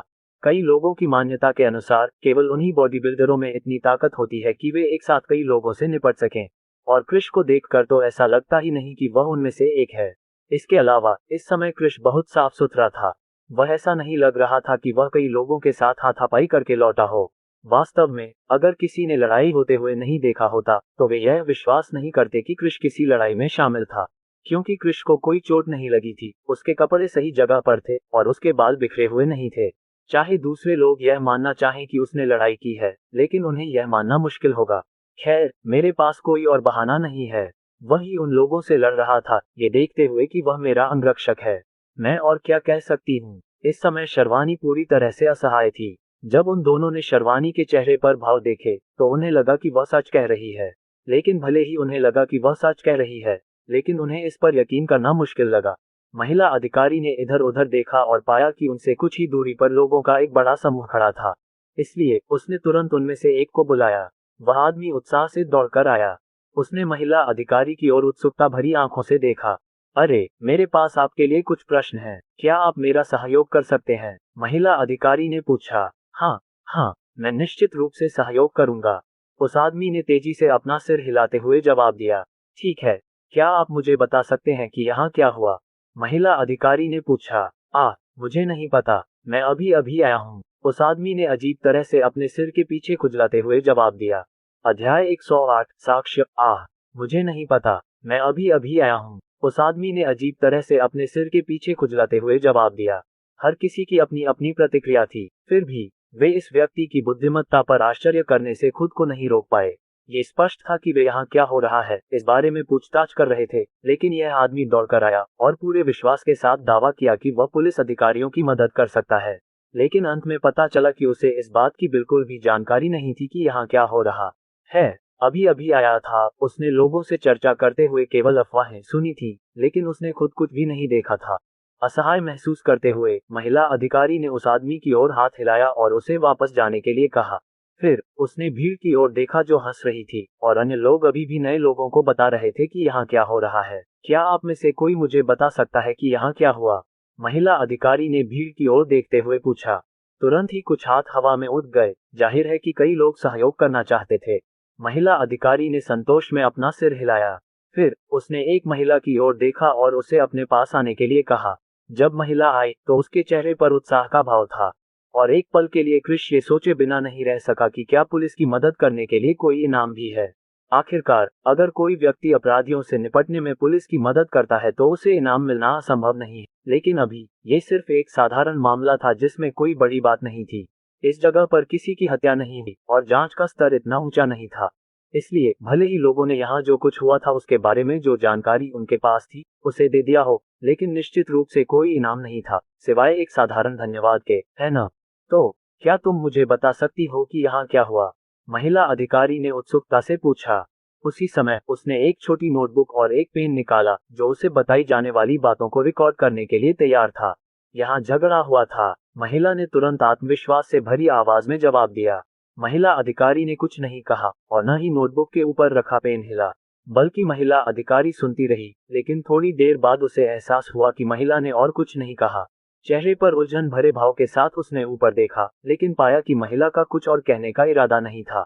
इसके अलावा उसके चेहरे पर एक आत्मसंतुष्ट भाव था, जैसे कि वह पहले ही जीत चुकी थी। महिला अधिकारी ने 2 बार अपनी आंखें झपकाईं। फिर उसने भौहें चढ़ाकर महिला की ओर देखा और कहा, मुझे पहले से ही पता है कि यहाँ झगड़ा हुआ था। क्या तुम मुझे झगड़े के बारे में और जानकारी दे सकती हो? सवाल सुनकर महिला कुछ देर तक सोच में पड़ गई। फिर उसने बताना शुरू किया कि क्या हुआ था। यहाँ एक लड़ाई हुई थी। एक व्यक्ति 200 लोगों से लड़ रहा था। लड़ाई बहुत ही क्रूर थी और एक व्यक्ति हीरो की तरह था। वह बिना पसीना बहाए 200 लोगों से निपटने में सक्षम था। वह, ठीक है, यहीं रुकें। आपकी सहायता के लिए धन्यवाद। महिला अधिकारी, जिसके चेहरे पर पहले से ही उलझन थी, ने हाथ हिलाकर महिला को घटना के बारे में बताने से रोका। क्या ये बहुत ज्यादा अतिशयोक्ति नहीं थी? भले ही उसने सिर्फ अफवाहें सुनी हो, फिर भी वह खुद से सवाल क्यों नहीं करती कि जो वह कह रही थी, क्या वह संभव है? एक अकेला व्यक्ति 200 लोगों से निपट रहा है। इसके अलावा वह उनसे निपटने में पसीना भी नहीं बहा रहा था। ये बात उसके लिए विश्वास करने लायक नहीं थी। उसके लिए यह मानना बेहतर था कि एक अकेला व्यक्ति 20 गैंगस्टरों से निपटने में सक्षम था, बजाय उसे कि जिसके बारे में उसे बताया जा रहा था। थोड़ा असहाय महसूस करते हुए उसने अपने बगल में बैठे पुरुष अधिकारी की तरफ देखा। जहां तक पुरुष अधिकारी का सवाल है, वह भी इन लोगों की बुद्धिमत्ता को लेकर थोड़ा असहाय महसूस कर रहा था। क्या ये हो सकता है कि वर्तमान में मानव जाति की बुद्धिमत्ता क्षीण हो रही है या कुछ और? फिर भी जब उसे एहसास हुआ कि महिला अधिकारी उसे देख रही है, तो उसने अपना गला साफ किया। फिर उसने कहा, मैं चाहता हूं कि कोई ऐसा व्यक्ति जिसके पास यहाँ जो कुछ हुआ था उसके पर्याप्त सबूत हो, वह आगे आए और हमें बताए कि क्या हुआ था। कृपया, अगर आपको केवल अफवाहों के बारे में पता है या आप अभी अभी आए हैं तो यहाँ न आए। उसकी बातें सुनकर एक युवक आगे आया। उसके हाथ में एक फोन था।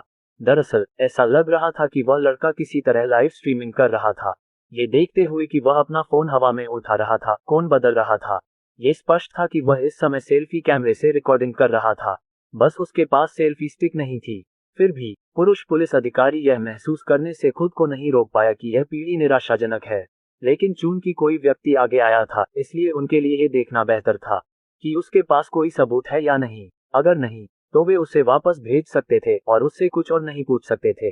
उनके लिए बेहतर था कि वे शर्वानी की बताई बातों पर विश्वास करें, बजाय इस बेतुकी भीड़ पर विश्वास करने के। युवक, क्या आप पहले अपने लाइव स्ट्रीम से संबंधित मामले को अलग रख सकते हैं? पुरुष अधिकारी ने चेहरे पर सौम्य मुस्कान के साथ पूछा। ये पुलिस अधिकारी मुझसे अभी बात कर रहा है।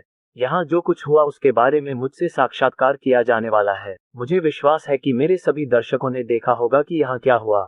ये बहुत बुरा है कि शो बहुत जल्दी खत्म हो गया, अन्यथा मैं आप लोगों के साथ शो देखने का आनंद लेता। फिर भी स्ट्रीम जारी रखने से पहले मुझे पुलिस अधिकारी के कुछ सवालों के जवाब देने की अनुमति दें। मैं आपसे वादा करता हूं कि मैं शहर में घूमूंगा और आप लोगों को दिखाने के लिए और भी रोमांचक चीजें ढूंढूंगा। लेकिन हाँ, मेरा समर्थन करना मत भूलना। आखिरकार इस तरह की दिलचस्प चीज को पाना बहुत मुश्किल और समय लेने वाला है, और जीवनयापन की लागत बढ़ती जा रही है। पुरुष पुलिस अधिकारी पूरी तरह से अवाक रह गया।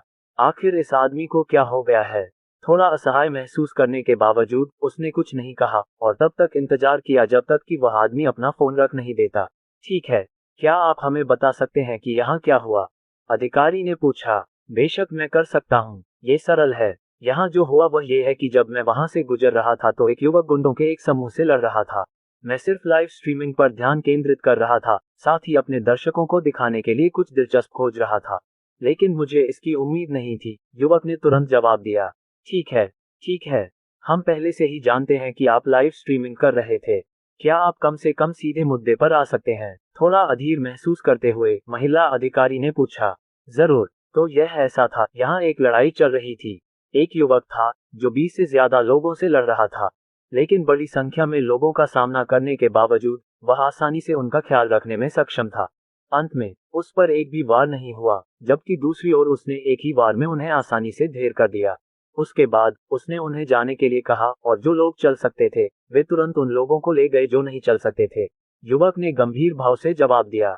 महिला अधिकारी जो लिखने के लिए खुद को तैयार कर रही थी, वह ऐसा करने के लिए खुद को तैयार नहीं कर पाए। उसे विश्वास ही नहीं हुआ कि उसने क्या सुना है। जैसा कि शर्वानी ने कहा था, ये सिर्फ एक व्यक्ति था जिसने 20 से ज्यादा लोगों से बात की थी। एक पल के लिए वह ये सोचने से खुद को नहीं रोक पाई कि शायद शर्वानी ने इन लोगों को रिश्वत देकर कहानी में उसका पक्ष लेने में कामयाबी हासिल कर ली है।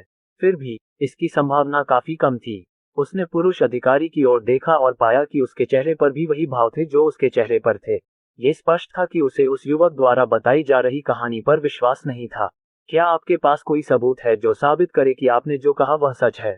महिला अधिकारी ने पूछा। जो वह कह रहा था उसे साबित करने का एकमात्र तरीका सबूत देना था, लेकिन सबूत प्राप्त करना मुश्किल होने वाला था जब तक कि कोई ऐसा व्यक्ति न हो जो यहाँ हो रही घटनाओं को रिकॉर्ड कर रहा हो।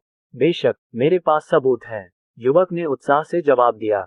फिर उसने अपना फोन निकाला जिसे उसने अभी अभी रखा था और फिर कई बार स्क्रॉल किया। कुछ मिनट बाद उन्होंने आखिरकार महिला अधिकारी को फोन दे दिया। फोन पर एक वीडियो चल रहा था। दोनों अधिकारियों ने तुरंत अपना ध्यान वीडियो देखने में लगा दिया, और जैसे जैसे वीडियो आगे बढ़ा वे पूरी तरह से आश्चर्यचकित हुए बिना नहीं रह सके। जैसा कि उन्हें पहले बताया गया था, वहां लड़ाई चल रही थी। शायद इस युवक की किस्मत अच्छी थी। वीडियो में इसकी शुरुआत 3 लोगों के एक समूह द्वारा शर्वानी और कृष के पास जाने से हुई। अंत में ये दूसरा पक्ष था जिसने सबसे पहले शर्वानी को उकसाया, क्योंकि वे ही बात कर रहे थे। वीडियो जिस दूरी से रिकॉर्ड किया गया था उसकी वजह से आवाज साफ नहीं थी, लेकिन फिर भी कुछ शब्द सुने जा सकते थे और उन शब्दों में से दोनों अधिकारी तुरंत धमकियों को भांप सकते थे। और कम से कम ये तो कहना ही पड़ेगा कि वे दोनों इस बात से हैरान थे कि शर्वानी के पास वाकई इतनी जबरदस्त युद्ध क्षमता थी, और इससे भी ज्यादा उन्हें ये देखकर आश्चर्य हुआ कि कृष ने बदमाशों के समूह से कैसे आसानी से निपट लिया। अध्याय 109 भ्रष्टाचार। पूरा वीडियो देखने के बाद दोनों अधिकारी एक दूसरे की तरफ देखते रह गए। उनके चेहरों पर अविश्वास के भाव थे। फिर उन दोनों ने अपनी नजरें घुमाई और कृष की तरफ देखा। ये लड़का कितना ताकतवर था। नहीं, वह इतना ताकतवर कैसे था? वीडियो से उन्होंने साफ तौर पर देखा था कि कृष गैंगस्टरों से आसानी से निपटने में सक्षम था।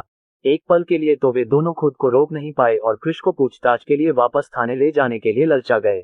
लेकिन बहुत सोचने पर उन्हें लगा कि कृष ने कोई गलती नहीं की थी। वीडियो से यह स्पष्ट था कि दूसरा पक्ष हमला कर रहा था, जबकि कृष बचाव कर रहा था। कृष के बचाव करने के बावजूद यह उसकी क्षमता के कारण था कि वह चीजों को काफी आसानी से संभाल पा रहा था। अगर यह कोई और व्यक्ति होता तो यह पूरी तरह से अलग कहानी होती। वह व्यक्ति निश्चित रूप से उन गुंडों के समूह से पूरी तरह से पराजित हो जाता। उस समय ये चमत्कार भी हो सकता था अगर वह व्यक्ति 20 से अधिक लोगों की पिटाई के बाद भी बच जाता। उन दोनों को समझ में नहीं आ रहा था कि क्या कहें, लेकिन अंत में उनके पास वहां से चले जाने के अलावा कोई चारा नहीं था। गुंडे पहले ही वहां से जा चुके थे और उनके पास करने के लिए कुछ नहीं था। जहां तक उन दोनों को पुलिस स्टेशन ले जाकर बयान दर्ज करने की बात थी, तो उन्होंने इसकी भी परवाह नहीं की। उनके लिए झगड़े में शामिल लोगों को बयान दर्ज कराने के लिए थाने ले जाना एक सामान्य दिनचर्या थी। लेकिन हाल ही में शहर में चीजें थोड़ी गड़बड़ हो रही थी। समय समय पर होने वाले झगड़ों की संख्या बढ़ती जा रही थी। इसके अलावा गुंडे भी बेलगाम होते जा रहे थे और ऐसा लग रहा था कि उन्हें अब पुलिस की कोई परवाह नहीं है। ऐसा लग रहा था जैसे कानून तो है, लेकिन उन्हें उसे तोड़ना ही है। इस मामले में वे दोनों पूरी तरह से असहाय थे। आखिरकार वे दोनों पुलिस अधिकारी होने के बावजूद शहर के अंदर बदमाशों से निपटने के लिए केवल उन दोनों का प्रयास ही काफी नहीं था। दिन के अंत में शहर के अंदर गैंगस्टर के जो संबंध थे उन्हें वे दोनों संभाल नहीं सकते थे। गैंगस्टरों के नेताओं के साथ गहराई से जुड़े हुए थे, और अगर वे गैंगस्टर नेताओं में से 1 या 2 को गिरफ्तार करने में कामयाब भी हो जाते तो वे अगले दिन रिहा हो जाते और अपराध करने की सामान्य दिनचर्या में वापस चले जाते। शर्वानी से कुछ देर बात करने के बाद उन दोनों ने कृष को एक आखिरी नजर से देखा। फिर वे अपनी कार में वापस बैठ गए और चले गए। बेशक वे भीड़ को तितर-बितर करने के बाद ही वहां से गए। कार के अंदर पुरुष अधिकारी गाड़ी चला रहा था, जबकि महिला गहन चिंतन में थी। इस समय वह कुछ सोच रही थी। तुम किस बारे में सोच रही हो? मेरे लिए तुम्हें इतना सोचते हुए देखना बहुत दुर्लभ है। आमतौर पर तुम अपने तेज दिमाग से चीजों को बहुत आसानी से संभाल लेती हो। पुरुष अधिकारी ने पूछा। महिला अधिकारी को होश आया। उसने अपनी कनपटियां थोड़ी रगड़ी, फिर जवाब दिया, कुछ खास नहीं, मैं बस ये सोच रही थी कि इन बदमाशों से कैसे निपटा जाए। हालात हाथ से निकल रहे हैं और मुझे पूरा यकीन है कि अगर हम सावधान नहीं रहे तो ये शहर बदमाशों का अड्डा बन सकता है। पुरुष अधिकारी ने असहाय सी आह भरी। सड़क पर नजरें गड़ाए हुए उसने जवाब दिया, हम क्या कर सकते हैं? भ्रष्टाचार का ये स्तर ऐसा नहीं है जिससे हम निपट सकें। हम अपना काम कर रहे हैं, कुछ अपराधियों को गिरफ्तार करने में कामयाब हो रहे हैं, लेकिन अंत में अपराधियों को अदालत में ले जाए बिना ही रिहा कर दिया जाता है, भले ही हम पर्याप्त सबूत पेश करें। इसके अलावा पूरे शहर में हो रहे अपराधों के लिए हमें अभी भी दोषी ठहराया जा रहा है। नागरिकों के अनुसार हम अपना काम ठीक से नहीं कर रहे हैं और हमारे वरिष्ठों के अनुसार हम काफी आलसी हैं। मुझे आश्चर्य होता है कि हमारे अंदर कौन सा हिस्सा ये दर्शाता है कि हम आलसी हैं। ये देखते हुए कि हम आमतौर पर कई लोगों को गिरफ्तार करते हैं, केवल उन्हें बिना किसी मुकदमे के समुदाय में वापस छोड़ देते हैं। चलो बस इस बारे में भूल जाओ। हमारे पास जो थोड़ी सी ताकत है उससे हमारे लिए कुछ भी बदल पाना असंभव है, महिला ने जवाब दिया। फिर भी उसकी आवाज से यह स्पष्ट था कि जो कुछ हो रहा था उससे वह पूरी तरह से चिढ़ गई थी। गाड़ी में कुछ देर के लिए सन्नाटा छा गया और वे आगे बढ़ते रहे। फिर कुछ देर बाद महिला ने फिर से बोलना शुरू किया।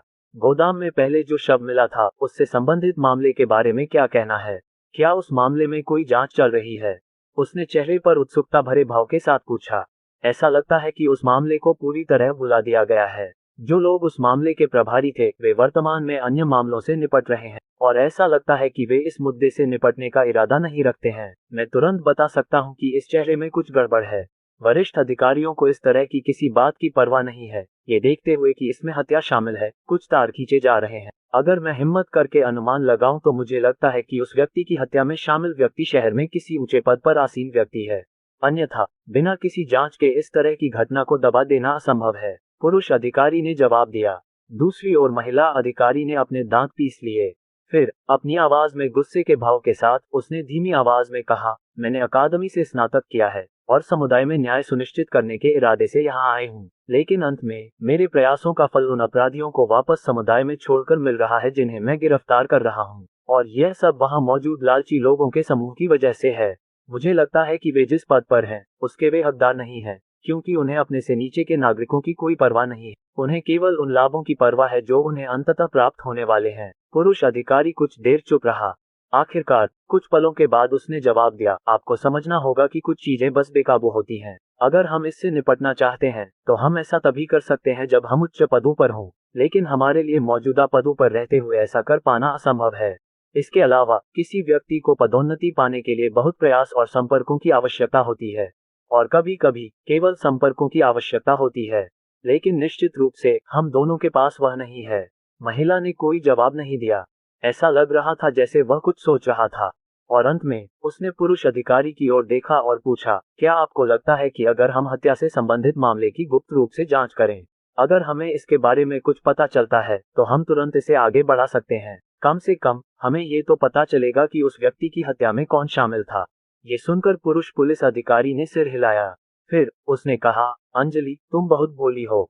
मैं तुम्हें एक बात बताता हूँ, हमारी इस नौकरी में तुम्हें ये ध्यान रखना होगा कि तुम उस काम में अपनी नाक न घुसाओ जिसमें तुम्हारा कोई संबंध नहीं है। इसके अलावा जितना संभव हो सके उन चीजों से बचने की कोशिश करें जो उच्च अधिकारियों से संबंधित हैं। यदि आप वैसा ही करते हैं जैसा आप सोच रहे हैं तो आप न केवल अपने वरिष्ठों को भड़का सकते हैं, बल्कि आप एक ऐसी ताकत को भड़का सकते हैं जिससे आप निपट नहीं सकते। मेरी सलाह है कि आप दूसरे कामों पर ध्यान दें और निचले स्तर के बदमाशों से निपटें। जहां तक शीर्ष पर बैठे लोगों की बात है, उन्हें अकेला छोड़ दें। उनके लिए हमारे स्तर के लोग निश्चित रूप से उनसे निपटने के लिए पर्याप्त नहीं है, वे अछूत हैं। इस पुरुष पुलिस अधिकारी का नाम चेतन था। वह 10 साल से ज्यादा समय से पुलिस अधिकारी के तौर पर काम कर रहा था, इसलिए ये कहा जा सकता है कि इस तरह के मामलों को संभालने में वह एक अनुभवी व्यक्ति था। ये पहली बार नहीं था जब उन्होंने इस तरह की स्थिति का सामना किया था, लेकिन अंजलि के लिए यह बिल्कुल अलग था। वह करीब 1 साल पहले ही पुलिस बल में शामिल हुई थी और उसे इसलिए नियुक्त किया गया था ताकि वह उसका मार्गदर्शन कर सके, ये सुनिश्चित कर सके कि उसे पर्याप्त अनुभव प्राप्त हो। ये कहा जा सकता है कि उन दोनों को भागीदार माना जाता था। वे शहर के दिल के करीब के इलाके में गश्त करने के प्रभारी थे। अंजलि ने पलटकर जवाब देना चाहा, लेकिन चेतन को पता था कि वह उसकी भलाई के बारे में सोच रहा है, इसलिए उसने ऐसा न करने का फैसला किया। फिर भी वह आश्वस्त नहीं थी। उसके दिल में उसे लगा कि उसे इस मामले की जांच करनी चाहिए, भले ही यह उसके अधिकार क्षेत्र से बाहर हो। यह मामला शहर के बाहरी इलाके में हुआ था, जबकि उनकी पोस्टिंग शहर के बीचों बीच थी। ये कहा जा सकता है कि यह इलाका उस इलाके से बिल्कुल अलग था जहां उन्हें काम संभालना था। लेकिन अंत में वह ये सुनिश्चित करने पर आमादा थी कि वह पता लगा ले कि हत्या किसने की थी। वह एक हत्यारे को ऐसे ही घूमते हुए देखने में सहज नहीं थी। चेतन ने उसके चेहरे पर जो भाव देखे, उन्हें तुरंत एहसास हो गया कि वह आश्वस्त नहीं है। वे दोनों लगभग 1 साल से साथ रह रहे थे और इसलिए वह उसे पहले से ही अच्छी तरह से जानता था। अंत में वह कुछ नहीं कर सकता था। उसने उसे पहले ही सलाह दे दी थी। अगर वह उसका पालन नहीं करती, तो अगर उसे कुछ हो जाता तो वह खुद ही दोषी होती। अध्याय 110 अवैध शिकार। दोनों पुलिस अधिकारियों के चले जाने के बाद शर्वानी ने कृष्णा से कुछ देर तक बातचीत की, लेकिन कुछ ही मिनटों के बाद उसे एहसास हुआ कि कृष्णा उसकी बात पर ध्यान नहीं दे रहा है। पूरे समय शर्वानी ही बोलती रही और कृष्ण बिना सोचे समझे जवाब देते रहे। शर्वानी खुद को थोड़ा परेशान महसूस करने से नहीं रोक पाए, और जब उसने कृष्ण को ध्यान से देखा तो उसे अचानक लगा कि कृष्ण किसी को देख रहे हैं। और जब उसने दूसरी तरफ देखा तो उसे एहसास हुआ कि कृष्ण इस समय कृष्ण पर ध्यान दे रहे थे। दूसरी ओर कृष्ण पूरी तरह से बेपरवाह लग रहा था। उसे कृष्ण की नजरों की परवाह नहीं थी, और बेशक शर्वानी को यकीन नहीं हुआ कि कृष्ण को यह एहसास नहीं हुआ कि कोई है जो उसे देख रहा है। एक पल के लिए शर्वानी अपने दिल में खुजली महसूस करने से खुद को नहीं रोक पाए। किसी कारण से उसे कृष्णा का कृष्ण को देखने का तरीका पसंद नहीं आया। कारण चाहे जो भी हो, उसे बस यही लगा कि कृष्णा को कृष्ण को इस तरह से नहीं देखना चाहिए। इस तरह की भावना उसके लिए बिल्कुल अजीब थी। फिर भी वह एक नासमझ छोटी लड़की नहीं थी। मासूम होने के बावजूद वह इन मामलों में काफी जानकार थी, इसलिए जाहिर है वह कृष्ण की आंखों में नजर को समझती थी। नाराजगी के साथ उसने पूछा, कृष्णा, क्या तुम सच में अपने प्रेमी को छोड़ना नहीं चाहती हो? क्योंकि जहां तक मैं देख सकती हूँ, ऐसा लगता है कि तुम पहले ही किसी और के प्यार में पड़ चुकी हो। शर्वानी के ये शब्द कहने पर कृष्णा को आखिरकार होश आया। सहज रूप से उसने हाथ हिलाते हुए जवाब दिया, ऐसा किसने कहा? मैं बस उसके बारे में जानने के लिए उत्सुक हूँ, इससे ज्यादा कुछ नहीं। सच कहूँ तो वह इस समय तक कृष्ण को ही देख रही थी, और जितना अधिक वह उसे देखती उतना ही अधिक प्रसन्न होती। वह यह महसूस करने से खुद को नहीं रोक पाई कि कृष्ण वाकई कमाल का है। उसके दिल में उसे लगा कि वह एक आदर्श प्रेमी है। अपनी लड़ाकू ताकत के साथ वह निश्चित रूप से किसी भी लड़की को सुरक्षित महसूस कराने में सक्षम होगा। उदाहरण के लिए, वह अपने विरोधियों से नहीं डरती थी, लेकिन जब उसके विरोधी गैंगस्टरों से जुड़े इस तरह के मामलों का सहारा लेने का फैसला करते थे तो वह निश्चित रूप से डर जाती थी। वह एक साफ सुथरी महिला थी और अंधेरी दुनिया में शामिल नहीं थी, इसलिए उसके पास गैंगस्टरों से निपटने का कोई तरीका नहीं था। जहां तक पुलिस को बुलाने की बात है तो ये पूरी तरह से बेकार था, क्योंकि गैंगस्टर न केवल उसके खिलाफ मूर्खतापूर्ण काम कर रहे थे, बल्कि इसके बजाय उन्होंने दिमाग में एक योजना के साथ काम किया। ऐसे ही कुछ पलों में उसे लगा कि उसे किसी की जरूरत है जो उसकी रक्षा करे। शुरू में वह हमेशा शर्वानी और समूह की दूसरी महिला को इस बात के लिए नीची नजर से देखती थी कि वे दोनों व्यवसाय शुरू करने की कोशिश करने के बजाय सिर्फ लड़ाई पर ध्यान केंद्रित करती हैं। बेशक भले ही वह इसे नीची नजर से देखती थी, लेकिन इसका मतलब यह नहीं था कि वह उन दोनों के बारे में नकारात्मक सोच रखती थी। हर किसी के पास कुछ न कुछ था जो वे करना चाहते थे या करना पसंद करते थे, और शर्वानी और दूसरी महिला को निश्चित रूप से युद्ध पसंद था। और अभी उसे लग रहा था कि अगर वह खुद मजबूत होती तो वह इस स्थिति को खुद ही संभाल लेती। उसे बदमाशों के आने और परेशानी खड़ी करने से परेशान होने की जरूरत नहीं पड़ती। ये सोचते हुए उसने एक बार फिर शर्वानी की ओर देखा। फिर चेहरे पर मुस्कान लाते हुए उसने पूछा, मैं एक बॉडीगार्ड रखने का इरादा कर रही हूँ, क्या तुम्हें कोई आपत्ति है अगर मैं तुम्हारा ये बॉडीगार्ड ले लूं? शर्वानी यह सुनकर एकदम दंग रह गई। उसे उम्मीद नहीं थी कि कृष्णा ऐसा कुछ सुझाने जा रही है। शुरू में ग्रुप की कई लड़कियों ने कृष्णा से बॉडीगार्ड रखने के लिए कहा था, लेकिन उसने सोचा कि इस शांतिपूर्ण समाज में बॉडीगार्ड की कोई जरूरत नहीं है। इसके अलावा उसके पास सिर्फ एक छोटी सी कॉस्मेटिक कंपनी थी, इसलिए उसे बॉडीगार्ड रखने की कोई जरूरत नहीं थी, क्योंकि उसके कोई बड़े दुश्मन नहीं थे। लेकिन अब ऐसा लग रहा था कि वह पूरी तरह से भोली थी। ये निश्चित रूप से एक शांतिपूर्ण समाज नहीं था। इस दुनिया में अंधेरे और उजले दोनों पक्ष मौजूद थे। अब तक वह उज्ज्वल पक्ष देख रही थी, और अब अंधेरा पक्ष भी अचानक उसके सामने प्रकट होने लगा था। मैं तुम्हें अपना अंगरक्षक क्यों दूं? शर्वनी ने पूछा। साथ ही वह अपने दिल में एक बुरी भावना को रोक नहीं पाए। क्या ऐसा हो सकता है कि कृष्णा कृष्ण को अपने करीब लाकर उसे निशाना बनाना चाहती थी? ये वास्तव में बहुत सरल है। आपके पास जो संबंध है उनके आधार पर आपके लिए दूसरा अंगरक्षक ढूंढ पाना असंभव नहीं है। इसके अलावा आप स्वयं भी काफी मजबूत हैं, इसलिए यदि आपके साथ भी कुछ ऐसा हो जाए जिसका मैंने अभी सामना किया है तो आप अपनी रक्षा कर सकेंगे। तो तुम्हें कोई आपत्ति नहीं है कि मैं उसे तुमसे ले जाऊं, ताकि वह मेरा अंगरक्षक बन सके, है न? कृष्ण ने चतुर मुस्कान के साथ समझाया। चलो, मैं अपने संपर्कों का इस्तेमाल करके आपके लिए दूसरा अंगरक्षक क्यों नहीं ढूंढूं? कृष्ण वह व्यक्ति है जिसे मेरे माता पिता ने रखा है, मैंने नहीं। और मैं आपको एक आश्चर्यजनक बात बताऊंगी, मैं उसे आसानी से आदेश नहीं दे सकती। वह आदमी बहुत जिद्दी है और घमंडी भी। शर्वनी ने जवाब देते हुए अपनी जीभ चटकाए। जाहिर है, कृष्णा को उसकी आखिरी बात पर यकीन नहीं हुआ। जहां तक पहली बात का सवाल है, उसने उस हिस्से को पूरी तरह से नजरअंदाज कर दिया। कृष्ण जैसा बेहतरीन बॉडीगार्ड पाना कितना आसान था। आखिरकार कृष्ण जैसी योग्यता वाला व्यक्ति, कम से कम उसके स्तर का व्यक्ति, मिलना लगभग असंभव था। क्या ऐसा है? क्यों न मैं कोशिश करके देखूं। लेकिन हाँ, पहले हमें किसी समझौते पर पहुंचना होगा। अगर मैं उससे पूछूं और वह सहमत हो जाए, तो आप उसे मेरा अंगरक्षक बनने की इजाजत देंगे? कृष्ण ने भौहें चढ़ाते हुए कहा। पहले तो शर्वानी ने तुरंत मना कर दिया, लेकिन जब उसने कृष्ण के व्यवहार के बारे में सोचा, तो उसने तुरंत हामी भरने का फैसला कर लिया। आखिरकार उसे यकीन हो गया कि कृष्ण उसके पीछे आने के लिए बिल्कुल भी राजी नहीं होगा। जरूर, आप ऐसा कर सकते हैं। जहां तक मेरा सवाल है, जब आप उसे अपना अंगरक्षक बनने के लिए मनाने में असफल हो जाते हैं, तो आपको मुझे बदले में कुछ भी देने की जरूरत नहीं है। शर्वानी ने अपने चेहरे पर आत्मविश्वास भरी मुस्कान के साथ जवाब दिया। शर्वानी के आत्मविश्वास को देखकर कृष्णा को थोड़ी हैरानी हुई। फिर भी वह तुरंत कृष्ण के पास गई, जो विचारों में खोया हुआ लग रहा था। उसने अपना गला साफ किया, जिससे कृष्ण का ध्यान तुरंत उसकी ओर चला गया। जब उसे यकीन हो गया कि वह उसे ही देख रहा है, तो वह तुरंत मुद्दे पर आ गई। मिस्टर कृष्ण, मुझे पहले ही पता चल चुका है कि आप में काफी क्षमताएं हैं, और सच कहूं तो मैं आपकी क्षमताओं से बहुत प्रभावित हूं। इसलिए मैं पूछ रही थी कि क्या आप मेरे बॉडीगार्ड बनने को तैयार हैं? कृष्णा ने चेहरे पर आकर्षक मुस्कान के साथ कहा। कृष्ण को यह अनुरोध सुनकर आश्चर्य हुआ, लेकिन फिर उसने शर्वानी की ओर देखा, जो उनसे कुछ दूरी पर खड़ी थी। शर्वानी ने ऐसा अभिनय किया जैसे कि वह उन पर ध्यान नहीं दे रही थी, लेकिन वह तुरंत समझ गया कि वह चुपके से उन्हें देख रही थी, और किसी कारण से वह बता सकता था कि वह थोड़ी घबराई हुई थी। वह क्यों घबराई हुई थी, इस बारे में उसे यकीन नहीं था। फिर भी कृष्णा का यहाँ आकर उसे अपना अंगरक्षक बनने के लिए मनाने की कोशिश करना, उसे विश्वास था कि शर्वानी निश्चित रूप से सहमत हो गई है।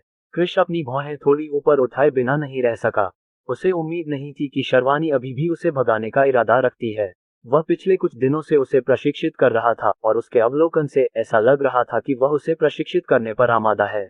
इसलिए उसे आश्चर्य हुआ कि वह उसे भगाने पर इतनी आमादा क्यों थी, जबकि वह जानती थी कि उसके पास उसके लिए क्या क्या फायदे हैं। फिर भी उसका वहां से जाने का बिल्कुल भी इरादा नहीं था।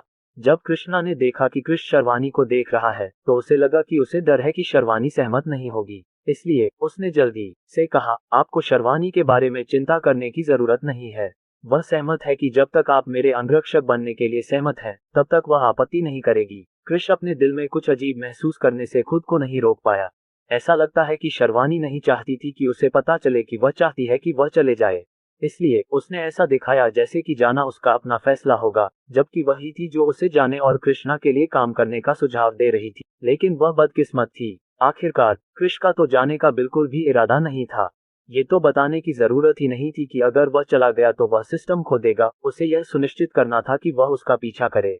वह कितनी परेशान करने वाली थी। जाहिर है कि उसे और भी ज्यादा खतरे का सामना करना पड़ेगा, और इसके साथ ही वह ज्यादा सिस्टम मिशन और सिस्टम पुरस्कार प्राप्त करने में सक्षम हो जाएगा।